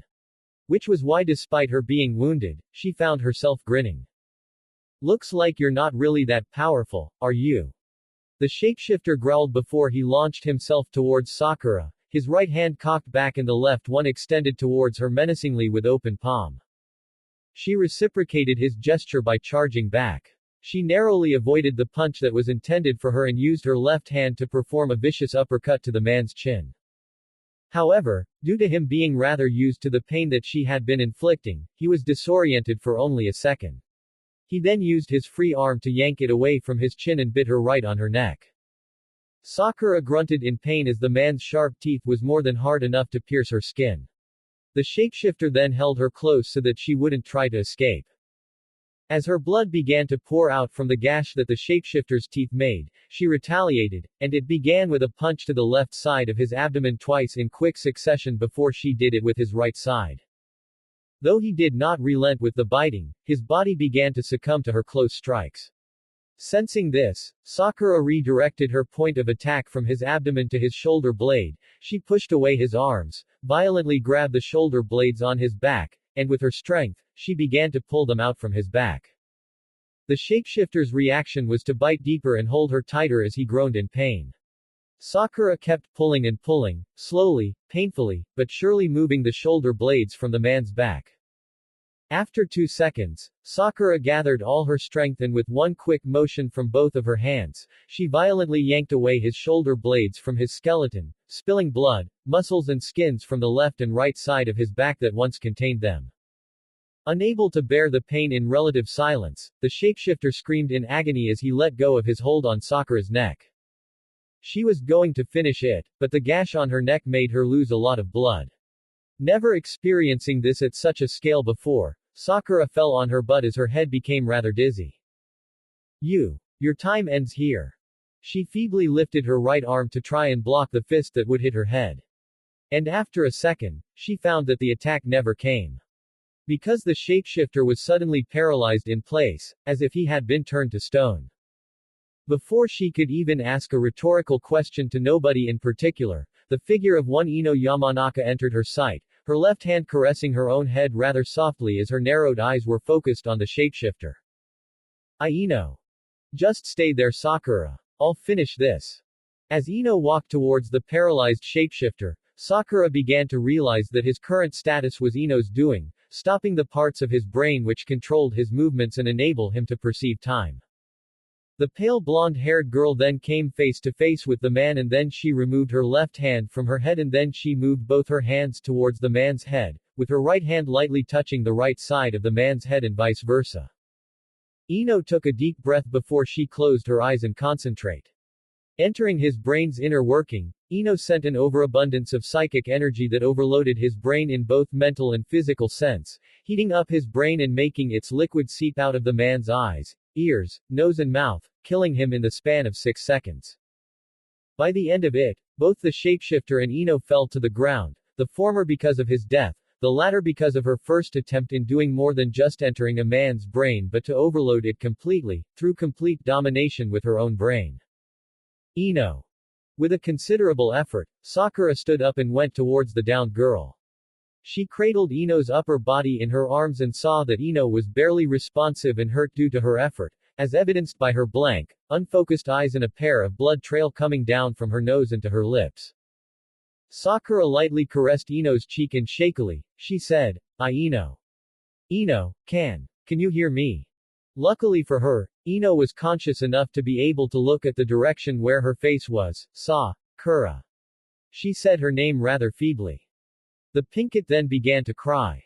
You idiot. You could have just told him like that and wait for me to get up. Why did you do that?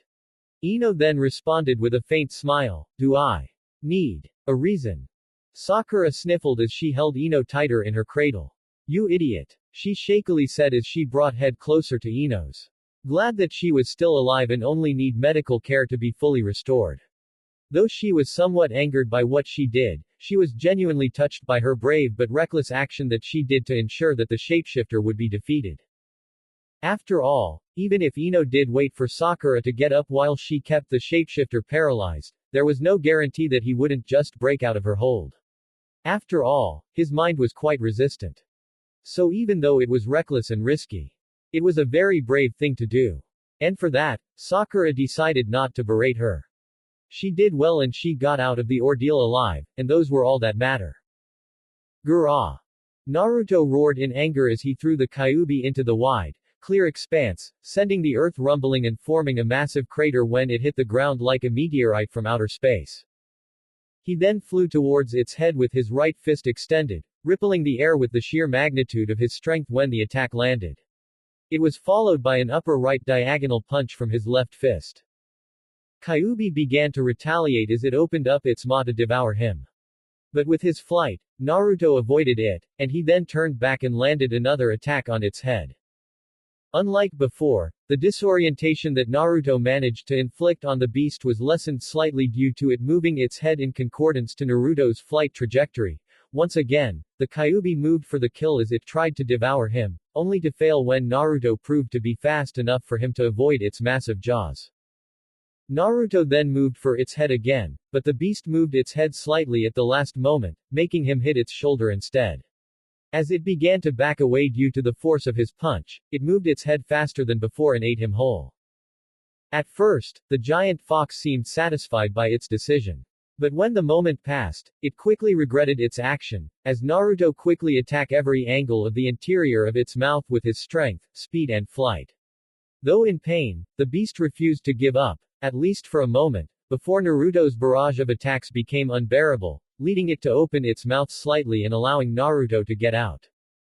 Without even allowing himself to have a moment of reprieve, Naruto flew towards Kyuubi's head at terminal velocity with both of his fists extended, creating an explosive kinetic force that knocked the beast down to the ground when he hit it. When it fell, Naruto was about to attack it again, but he was stopped when it extended its hand towards him, and somehow its hand elongated itself.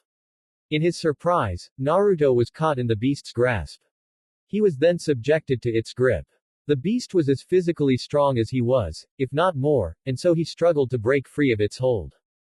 Then as a shadow began to loom over him, Naruto looked up and saw the beast's growling face over him. The beast gritted its teeth for a moment before it opened its mouth and roared right at Naruto's face. Despite the fact that a normal man would be filled with fear at this moment, Naruto was not filled with such emotion. When his blue eyes gazed upon the beast's red ones, all that he could feel was his wrath. His wrath for what the beast had done. Overcome by his rage, Naruto felt intense heat coming from his own eyes as it began to glow blue, progressively getting brighter and brighter as his rage began to consume him. He closed his eyes and cast his head down as he gritted his teeth in an attempt to withstand the pain. Then he lifted his head up with a mighty roar coming out from his throat, and concordantly, Naruto unleashed a pair of energy beams from his eyes that hit the beast right at its eyes. The flash of blue light was something that caught the attention of the group of shinobi that were coming towards the battle between Naruto and the Kyuubi. Looking towards the source of the light, they saw a beam of blue light coming out from the Superman's eyes hitting the Kyuubi, making it recoil in agony for it managed to land on its eyes. Never seen that from him before.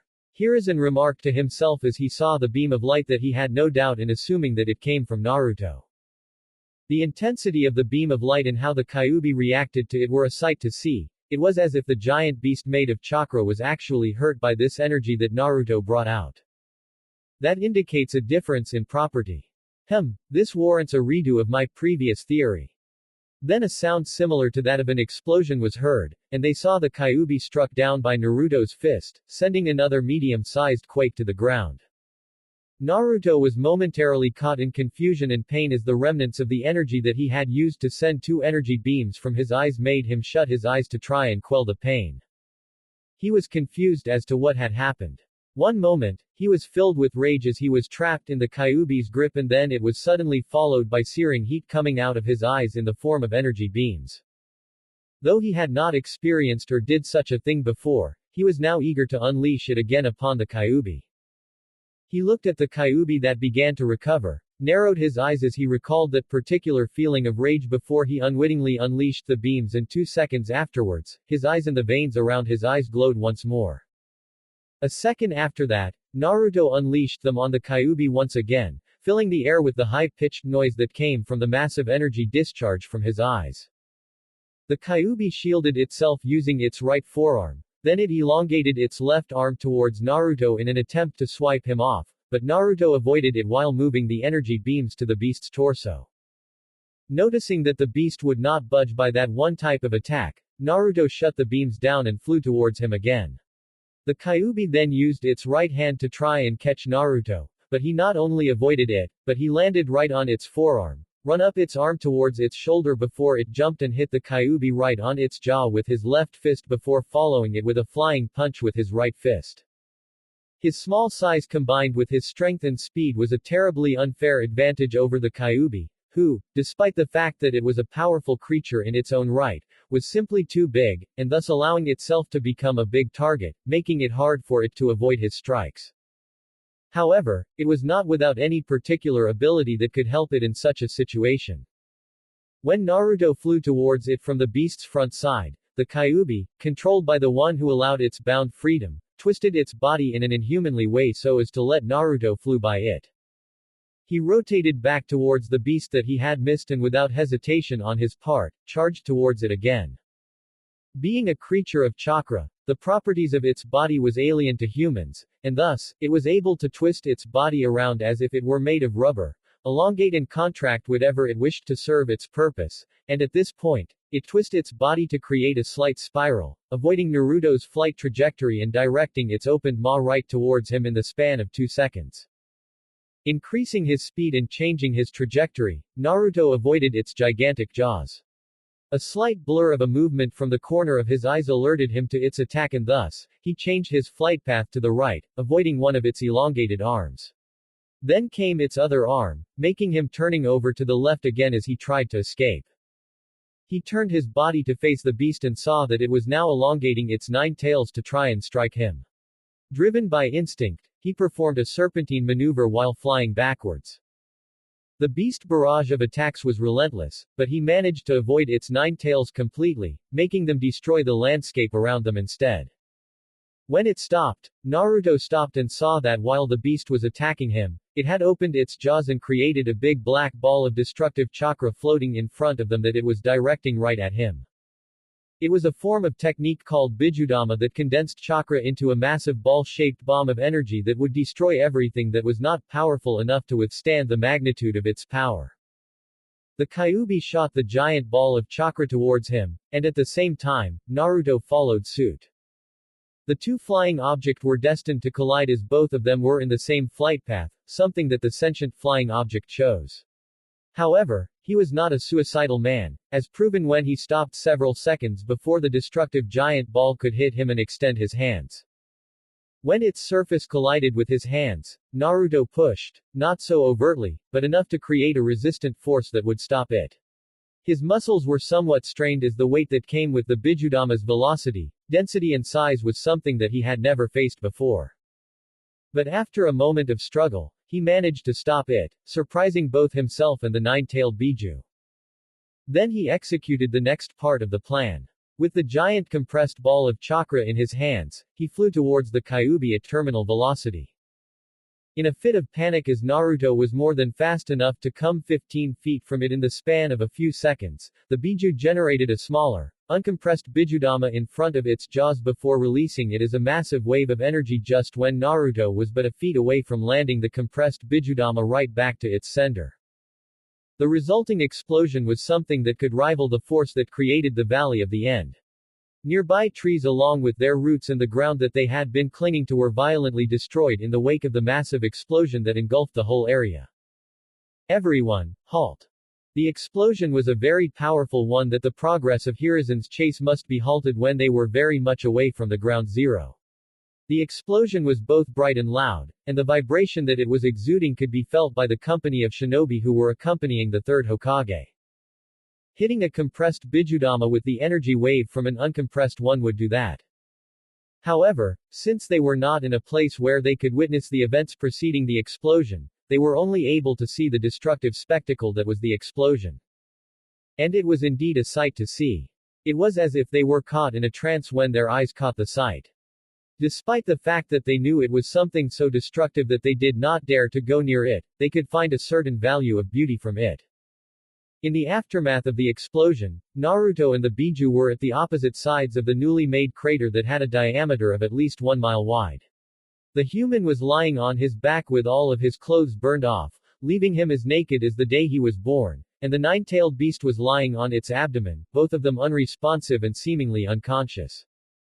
After 3 seconds of tense silence, the beast was the first to rise. Using its front paws that were structurally similar to human hands, it lifted itself up. A moment afterwards, Naruto followed suit. Though naked, somewhat sore and singed due to the explosion and somewhat disoriented after being in the center of a massive explosion, his resolve remained, and for that, his feet remained firmly rooted on the ground. The beast stole a glance of the boy with his hate-filled red eyes, and Naruto reciprocated with his own gaze and gritted his teeth. The beast roared defiantly. In response, Naruto roared back before he flew towards it once again with his fists extended, and the beast reciprocated his attack with another roar and another Bijudama from its mouth. The small Bijudama and Naruto's fist collided, creating another explosion, one that was quite big but not enough to actually disorient the two combatants. The Kyuubi moved its head to try and attack again, but Naruto struck its neck, bringing it down to the ground again. This time, he did not relent. He went for its neck, grabbed it and with a yell, he threw the Kyuubi away again, but this time, he instantly followed it by striking its abdomen midair, pushed it towards the ground, and after they crash-landed, Naruto flew towards its head and then using it as an axle as he twirled the beast full circle before throwing it again. Naruto then flew right to its chest and with a flying punch from his fists, he sent the beast crashing to the ground and roll over 3 times against it due to the force of his punch before he flew close to it and finished it by calling on the feeling that he experienced when he exhibited that new power of his and procuring 2 wide and gigantic energy beams coming out from his eyes that hit the beast and the surrounding forest. It was as if he was a god who had command over heaven's wrath and pouring them out from his eyes in the form of giant beams of energy, unmerciful, unrelenting, a force of nature that could subdue even the most powerful of the tailed beast. After he deemed it enough, Naruto called off the energy beams, and he saw, to his dismay, that despite all that he just did to it, the beast was only weakened. The beast then roared as it leapt towards him with his jaws opened and a Bijudama already halfway made and prepped to be shot, only for Naruto to direct the energy beams from his eyes to the condensed ball of destructive chakra, exploding it on impact, and then punched the beast downward and made it fall on its back with a giant thud to the ground below. How many more can you take before I can kill you? He thought in frustration before he flew over towards the downed beast again with newfound rage consuming him. Like a meteorite, he hit the center of the beast's chest, cracking the ground beneath it, and followed it with repeated pummeling that sent the beast and the earth below it shaking with each punch. Though he did not roar nor scream nor yell, Naruto was very much frustrated and enraged by the beast's sheer durability. He wanted retribution, he wanted revenge, he wanted payback, and as such, he was blinded by his hatred and rage that he paid no heed to his inhibitions. All he cared about was the death of the beast. Then, something happened. When he lifted his right hand for the umpteenth time and brought it down like he had been doing before, it suddenly sunk itself into the beast's skin, But it was not as if he had penetrated its physical body, as apparent by the way his fist sank. It was as if he got his hand into a puddle of orange jelly. Before he got the time to question what happened, he saw, with his enhanced eyes, tendrils of energy from the beast's body penetrating his wrist. It only took a second for Naruto to realize what was going on. I'm absorbing his energy. In his mind, he began to think on the best course of action, and one of the very first thing that came up to his mind was to fully absorb the Kyuubi. Single quote. No. No, I don't want that. He thought with a shake of his head as he pulled his hand. Only to find the beast's energy preventing him from doing so as he saw it covering his right arm with its tendrils that began to spread to his shoulder. What is this? He said before he felt his left hand being pulled by the beast's energy-created tendrils. No. No. He yelled as he tried his best to pull his hand away, but to no avail. He then felt the beast's energy being transferred to his body. Its body shined brightly as it somehow allowed the transference to take place, removing itself from its previous host to the new one. The feeling of the foreign energy invading him was a new experience for Naruto. It was as if he was being bathed in lava, and his innards were experiencing the feeling of molten rock entering through his throat, to his stomach then to his colon. The beast shone like a beacon. It produced an ethereal-like orange light that illuminated the area as the process was progressing through to its inevitable end. Though it was somewhat painful, which was quite incredible, considering his durability, Naruto kept himself awake, attempting in vain to break free of the beast's energy. Until the beast was fully gone after thoroughly entering his systems and made him its new residence, making him pass out as his body shut down to allow some changes to be made before he could be rebooted. Well, that's not supposed to happen. Weakened and battered due to the battle and the subsequent transfer of the Kyuubi from his body to the blonde young man's, the masquerader that had hosted the living, breathing, thinking energy that was the Kyuubi rose from the crater that Naruto had made, only a few feet away from the blonde young man who was not conscious as of this moment. That raw power. He's almost as powerful as Dana. The white-skinned man muttered as he walked towards the man in question. Looking down upon his unconscious form, he found that there was a mark at the center of his chest, a burned mark, one that was, somehow, still burning. It was as if there was a fire burning bright within his skin that had a mind changed itself into a particular shape. It formed itself into two concentric circle, with the much smaller one in the center and with 9 similarly shaped trapezium with narrower base and wider roof contained and conformed within the bigger circle and surrounding the smaller one like petals on a sunflower. For a moment, the mark glowed, but afterwards, it receded, leaving the shape that it had burned onto Naruto's skin intact, but black in color. Never seen that one before. After that little remark, the only conscious man at that location heard the sound of numerous people coming over to their location. So many choices, so little time to decide. What to do? What to do? What am I to do? With every second ticking away, the man anxiously walked in place with his arms folded. Well, me. BRBRBRBRBRRRR. Oh what the hell. I'm too weak at the moment. Dana. Sorry for this, but I'm coming back even though your plan only got halfway done. Then he took off, running towards the direction where the shinobi were heading so that he would not meet them. 5 minutes after he disappeared, the shinobi of Konoha arrived at Ground Zero, and they found Naruto's unconscious, naked form. Hiruzen was the one who immediately went over to him, ignoring the rhetorical question of, "Where's the Kyuubi?" as he went over and checked for vital signs from the unconscious body of the deceptively adult-looking young man. Though his vital signs were there, it seemed that there was something else that made him unconscious. He then caught the sight of the tattoo-like mark on the center of his chest. Where did this come from? He roamed his hand on the mark on Naruto's chest for a moment before he felt his hand being repulsed by an unseen force coming from within his body. At that moment, Hiruzen realized what had transpired. The Kyuubi has been sealed inside him, he thought gravely with wide eyes, but how? Dad, said Asuma from his side. He turned, and he saw that all of the shinobi who were with him were now surrounding him and the unconscious Naruto. All of them were curious and a bit confused as to what was going on, and were hoping that Hiruzen was able to explain himself. Only 2 people within the group knew who he was, one of them knew of his powers and one of them did not. The latter then asked, "Is he alright, Hokage-sama?" "He is fine, Kakashi." Hiruzen answered the concerned scarecrow of Konoha, "Just unconscious somehow." Huh. Kurenai's not-so-subtle sound that seemed coming out from her lungs was something that everyone heard due to how quiet it got. A moment after that, she began to realize that, bar Kakashi and Hiruzen, everyone else were looking at her rather weirdly. It was Anko's wide grin that made her clear her throat in an attempt to compose herself. Hokage-sama, if I may ask. Who is he? She asked, trying to divert the attention of everyone else towards the unconscious young man.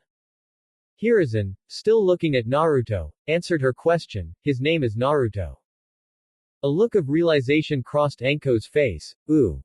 I've heard of him. Wow, I thought that everybody was joking when they said he looks twice his age." She remarked. "Come to think of it, I think I saw him several times on occasion, but never this close. Either way, we have to get him back to the village. Do any of you have any spare clothing or cloth too?" Before Hiruzen could finish, Naruto abruptly opened his eyes, got himself back up and flew 100 feet upwards and remained floating at that level. His eyes then scoured the entirety of the ground zero in full alert. Where is it? Where? Then the memory of what happened hit him and he realized that he had, in a way, defeated the beast. He looked at his hands in a moment of contemplation, because he didn't even know how it happened, only that it somehow did. Single quote. Was it me? Or was it the Kyuubi's doing? He thought as his mind was replaying the event of the energy transference with perfect clarity. The image of the Kyuubi's energy tendrils wrapping itself around his arms as they were sinking into its body. Naruto did not feel satisfied, to say the least. He did not know what happened, only that he somehow absorbed the Kyuubi into him. He wanted to kill it, he wanted revenge, but he did not get it the way he wanted. It was depressing. He did not feel any satisfaction from defeating the beast. After what happened, he wanted to at least fulfill his wrath. Single quote. It doesn't even matter now, does it? He thought rather somberly as he closed his eyes to calm himself. Mom's gone. There's no way around that. Even if I did manage to kill the Kyuubi, it wouldn't be able to change what has happened. Opening his eyes, he let his tears out once again and took a deep, shuddering breath as he clenched both of his fists. After 8 seconds, he looked down, and saw a group of people tilting their heads up to look at him. One face was familiar to his eyes and so he floated down to the ground. Old man. He greeted Hiruzen when his feet met the earth. Naruto. The old man said to the young man, "Your mother. Did she?" The young man nodded, knowing what exactly he was going to ask, and after the confirmation, Hiruzen cast his head down and said, "I am sorry. Terribly sorry." Naruto did not know what he should say to that. He was more than simply not sure, he was at a loss for words, and so he replied with a simple, curt nod of his head. Hiruzen then turned to the others and said, "I say again, do any of you have any spare clothing or a piece of long cloth?" He asked rather sternly. One of the shinobi raised his hand and said, "I got a spare pants here, Hokage-sama."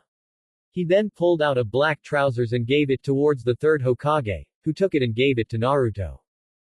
Looking down, Naruto realized that he was naked, and with a slight blush, he took the pants from the Hokage before saying, "Thank you," to the man who had given it to him. He wore it and looked at those who were around him. Most of them were Junin, with a couple of Chunin accompanying them, a makeshift team, no doubt the ones who voluntarily gave their aid to the Hokage when the Kyuubi arrived so suddenly on the middle of the village. The village. He turned his head around, his eyes scanning over the area to find a tiny glimpse of the walls of Konoha, which was no doubt several miles away from where he was. After 3 seconds, he found what he was looking for, the walls of his village with billowing smokes from within. Focusing his sight even more, he was able to see within the walls, and found that besides the hospital, there were several other destroyed buildings, and with it, more injured civilians that needed to be aided. Turning to the Hokage, he said, "Old man, I'm going back to the village." He then looked towards the direction of the village again before he took off as fast as his power could carry him, expelling dusts towards those who were near him when he flew off. Hiruzen looked at Naruto's progressively smaller form for a moment before he looked at those who came with him. Alright, everyone, let's go back. With that order, they followed Hiruzen. Say, said one of the Junin to the one who brought an extra pair of pants with him, why did you have a spare pair of pants anyway? He asked out of combination of curiosity and confusion. The shinobi whom the Junin asked merely shrugged and said, you never know what might happen. Will she be okay? Asked Sakura to one of the medic nin who was tending to Ino. Well, her hemorrhaging has stopped and she's recuperating nicely, so she only need a bit of rest. Answered the veteran female medic nin, don't be too worried, she will be fine. Breathing out a sigh of relief, Sakura looked at the condition of those around him. Now that the victims of the hospital explosion had been excavated properly, the medic nin were spread across the village due to the attack of 3 strange men that were masquerading as Kumogakure shinobi. The remaining shinobi from Kumo, the one named Mori, were in the care of 2 medic nin as his body had been charged with an excessive amount of high-powered electricity of his own making. He will survive, but for the moment, he was still quite weak. Sakura's friends who were there near the rubble that was the Konoha hospital were Satsuki, Shikamaru and Kiba, with Shiho and Yugo going out to try and help those who were the victims of the other incidents outside of the explosion at the hospital. Satsuki, Shikamaru and Kiba were joined by their respective mothers, who were glad that they managed to triumph over the strange men. It was Satsuki and Shikamaru who found Ino being cradled by Sakura after the defeat of the shapeshifter that they were chasing and helped her bring the physically weak Ino to the hospital to be treated after she used her power in a way that she never used before and hurt herself in the process. Kiba had been there before them with the aforementioned shinobi of Kumo on his back, calling out to willing and capable medic nin to treat the man's injuries. As for Tenten, Kiba told them that she was participating in the cleanup of Mori's comrades, whom the shapeshifter had killed in a gruesome fashion. The tending for the injured and the dead was primary in comparison to the tending for the ruined building caused by either the Kyuubi or by the group's battle with the 3 shapeshifters. With Satsuki and Sakura, the buildings that were destroyed could be rebuilt without any need for a lot of human resources, considering Sakura's strength and Satsuki's ability. End Naruto. Definitely Naruto, Sakura thought in realization. After all, he was the only one whose raw physical strength outmatched hers. As if it were a cue, she heard the familiar sound of Naruto flying in towards the location of the ruined hospital. She, along with many others who heard it, looked up, and they saw him approaching from the sky and then slowing down to a halt until he was only 10 feet above those who were in the ground. He was shirtless, she noted, no doubt everyone else noted, and that he was wearing a different pair of pants than the one he had worn before. The result of his battle with the Kyuubi. When he landed, he looked around in silence, noticing how everyone seemed to stare at him, before one familiar person went to him, someone with black hair and eyes who spoke, Naruto, are you alright? He looked at Satsuki, and with a heavy expression, he said, I'm not fine. But I'll manage. Satsuki sighed before she came over to him without hesitance and hugged him.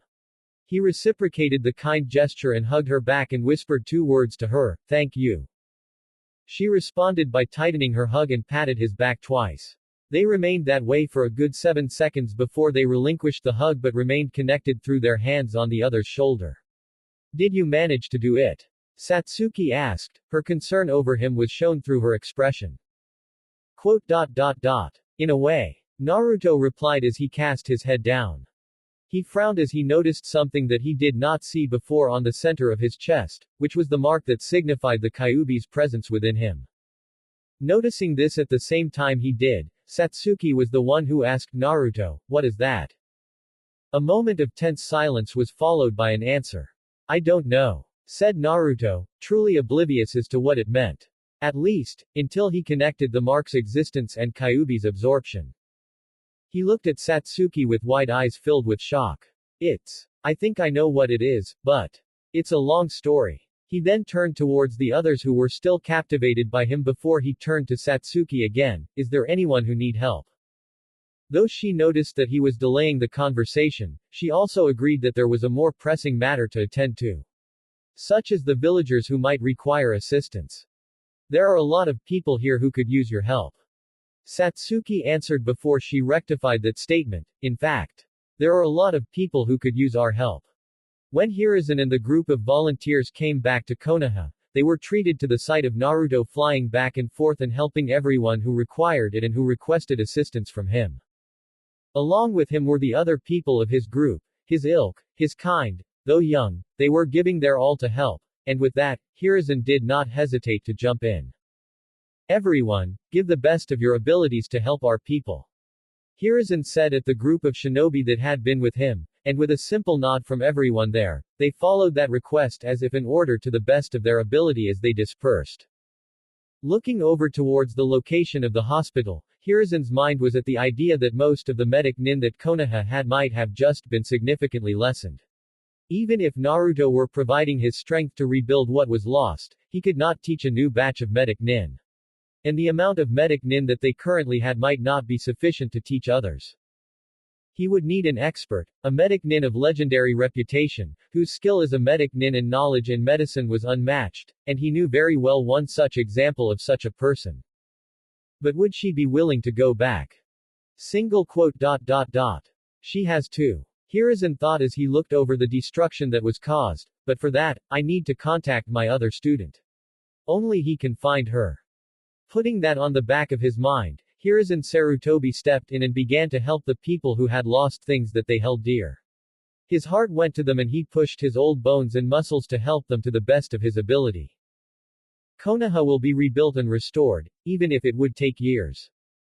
It took more or less 2 days, but Konoha's rebuilding were halfway over thanks to Hiruzen's quick decisions and the help of the shinobi who had the appropriate jutsu and of course, the superhumans. They were known now. Their abilities, save for one Shiho Shimamori, were now a public secret to Konoha, and the reception was quite warm.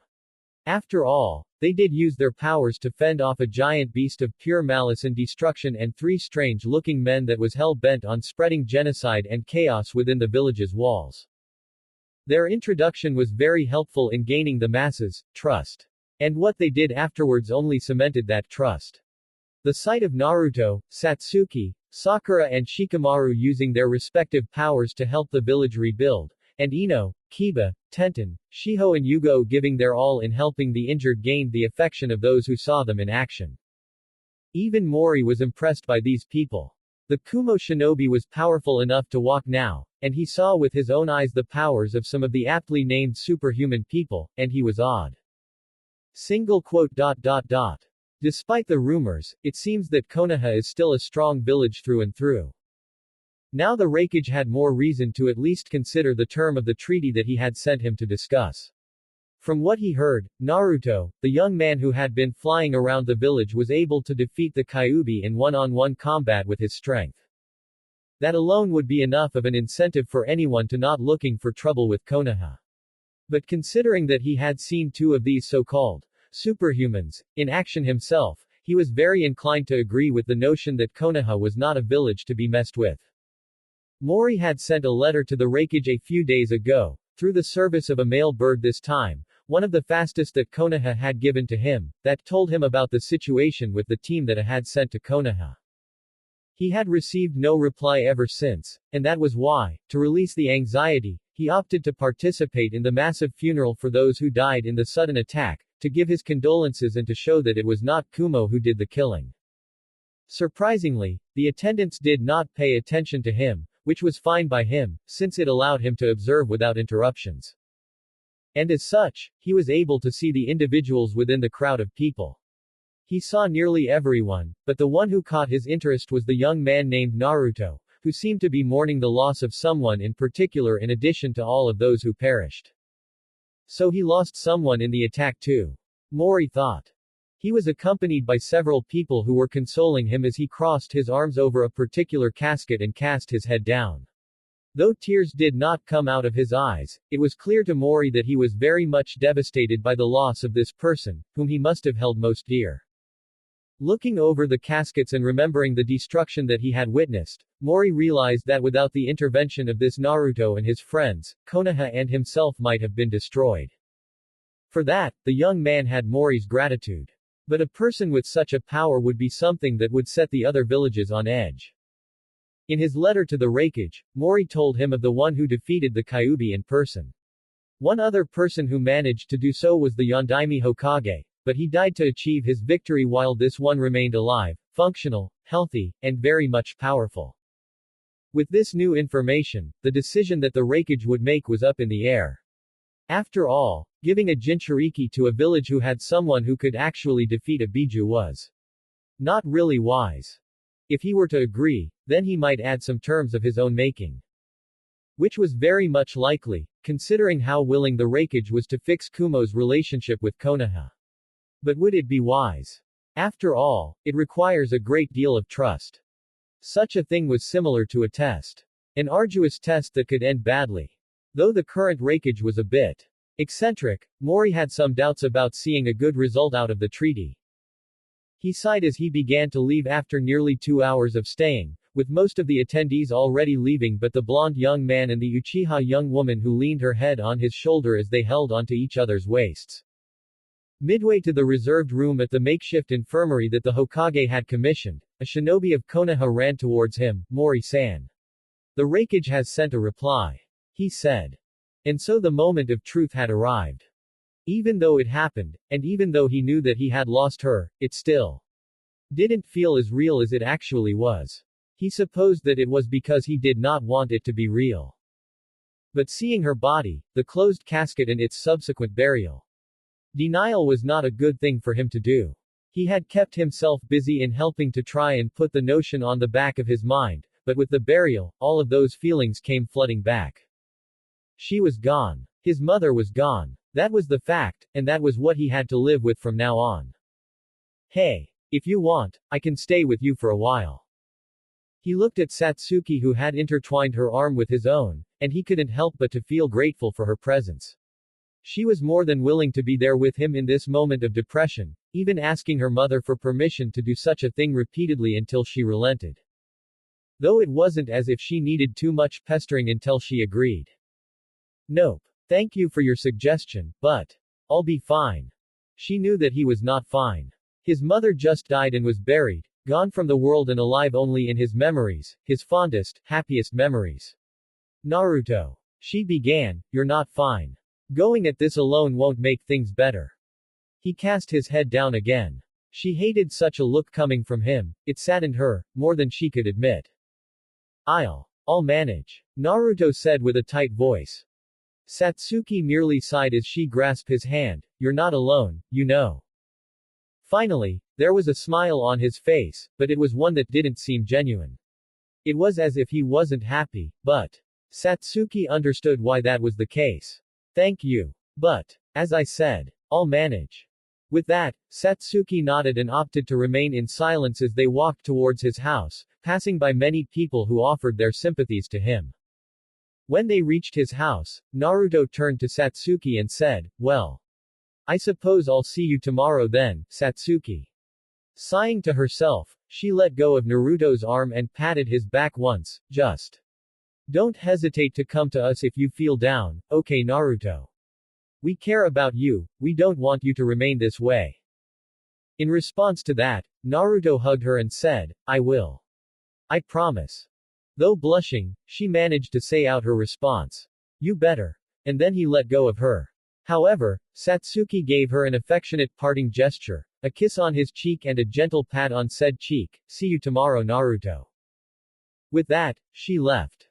But the arrival of tomorrow felt like an eternity to the heartbroken Naruto. He couldn't sleep even though it was the very thing that he had tried to achieve ever since the clock struck 8 p.m. He had been lying on the bed for over 4 hours, and yet his mind prevented him from drifting apart. He shifted erratically on the bed, as if trying to find a comfortable position to sleep in, but truthfully, he was just too disturbed to be able to sleep. He sighed as he sat up on the bed. Shaking his head, he removed himself from his bed and opened his window. Naruto looked up at the night sky, and the moon shone brightly above him, accompanied with the twinkling stars. The silence that came with the night calmed him somewhat, in contrast to the silence that came with the absence of a certain person who used to be with him within the very walls of the house that he lived in. His mind and gaze were not focused, as if he was not fully aware at what he was looking or why he took some time to look at it. After a while, his unfocused mind decided to fly out and close the window to leave the house. He floated down to the ground before letting his mind control his feet wherever it wanted him to. It began with him walking out of the garden of his house, and afterwards, his feet carried him in a somewhat erratic, random fashion. The disarrayed status of his mind was such that he was numbed in a mental sense. And in such a state, calmness was the very last thing that he would be able to achieve. Naruto did not know where to go, and thus the question, why, did not pass his mind. He just needed to move, to not be inactive, if not, then his mind would go chaotic like it did before. In his depressed walk with his hands being placed in the pockets of his sweatpants and his eyes unfocused, he didn't notice how he was walking in the pathway that would lead to the Uchiha district. He didn't even notice that he was walking towards Satsuki's house until he was right in front of the house's entrance door.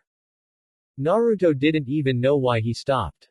After tilting his head up and seeing the familiar door, he thought that he might have been unconsciously walking towards where she was. Somehow. Just don't hesitate to come to us if you feel down, okay Naruto. Should he? Would she understand? After all, it was really late into the night. He shook his head as he muttered to himself, there's a limit to these kind of things. The young man then turned his back to the door and walked away, intent to leave the district and perhaps go somewhere else besides his house. But he was stopped when he met the very person that he wanted to get away with at the gate leading to the district. Satsuki was there, wearing the same set of clothing as he was wearing, except in blue and black instead black and gray, walking to the opposite direction that he was walking to. Satsuki. Naruto. She began, what are you? Oh. Can't sleep, huh? She rhetorically asked after the realization, noticing his somber expression. He sighed as he heavily answered, yes. Too many thoughts sticking in my head, I just can't.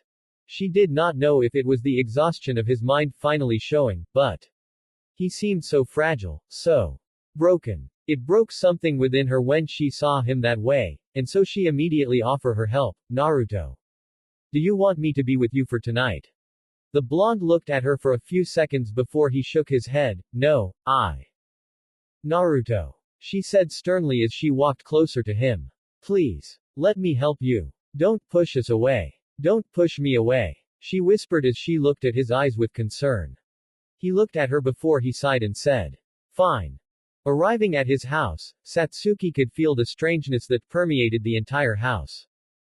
It was more than just the absence of one person in the house. It was the permanent disappearance of something that made this house an important element that was just gone. It hanged over the house, looming over them, a reminder that something was lost, taken, something valuable that could never be retrieved back. She followed him to the living room as he turned on the lights and sat on the sofa. His dreary expression remained, as if threatening to be permanently etched on his face. Sitting alongside him, Satsuki held his hand in hers, and he responded by intertwining his fingers with hers. For a while, there was silence as they looked at each other's eyes. Then, the blue ones started watering, and a moment afterwards the proverbial dam broke as tears came out unbidden. Satsuki wrapped her free arms around Naruto and placed his head on her shoulder as he showed his vulnerability in front of her. She held him tightly in her embrace as she too shared his sadness and let her own tears free. There were no words to be said, for no words were sufficient enough to console the heart of the boy who lost the one who had raised him as if he were her own son. And so she kept her embrace over him. End of vengeance, grief, acceptance, and consolation. And that's what happened, Donna-sama. The armored figure walked closer to the kneeling form of the former container of the Kyuubi, the shapeshifter that had survived the unexpected extraction, and ran towards his master's base of operation, arriving only days after the battle. I see. It was not your fault. You won't be punished. Even if the distraction is not enough to destroy Konoha, one of you accomplished what he's supposed to achieve. Another figure came into the light, a figure that was the exact carbon copy of the one kneeling but bigger, much more muscular and of course, much more intimidating. I have infiltrated the roots and took what is rightfully yours. said the imposing figure to the armored one as he lifted a bloodied and battered corpse of an old, partly bandaged man with only one hand. Good. Though Konoha's destruction is not fulfilled, at the very least we have killed him. The armored figure then waved his hand to order the bigger man away, integrate him into the tree. That despicable worm will serve a greater purpose in his death compared to when he was alive. As you wish, Uchiha-sama.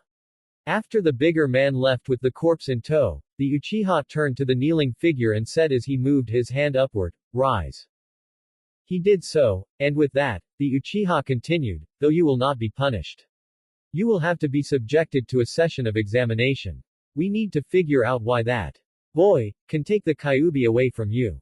You will leave this room, and you will immediately present yourself to those who will examine you, understood?" The shapeshifter nodded, and with that, the Uchiha waved his hand as a non-verbal order for him to leave. "After it is done, come and see me again." Dismissed. After the shapeshifter left the premises, the Uchiha cupped his own chin and said, "It is a possibility. Blonde hair, blue eyes.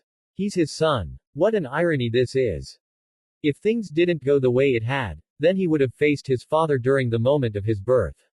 However, it seemed that fate had a twisted sense of humor to make his son stand in his way, replacing his father, and ended up succeeding in stopping Konoha's destruction with his equally special allies." He shook his head as he began to walk out of the room. "No matter. I will not let him stop what I'm trying to achieve. If he stands in my way, then he will die. No matter what his powers are." And with that, he disappeared into the shadows of his lair.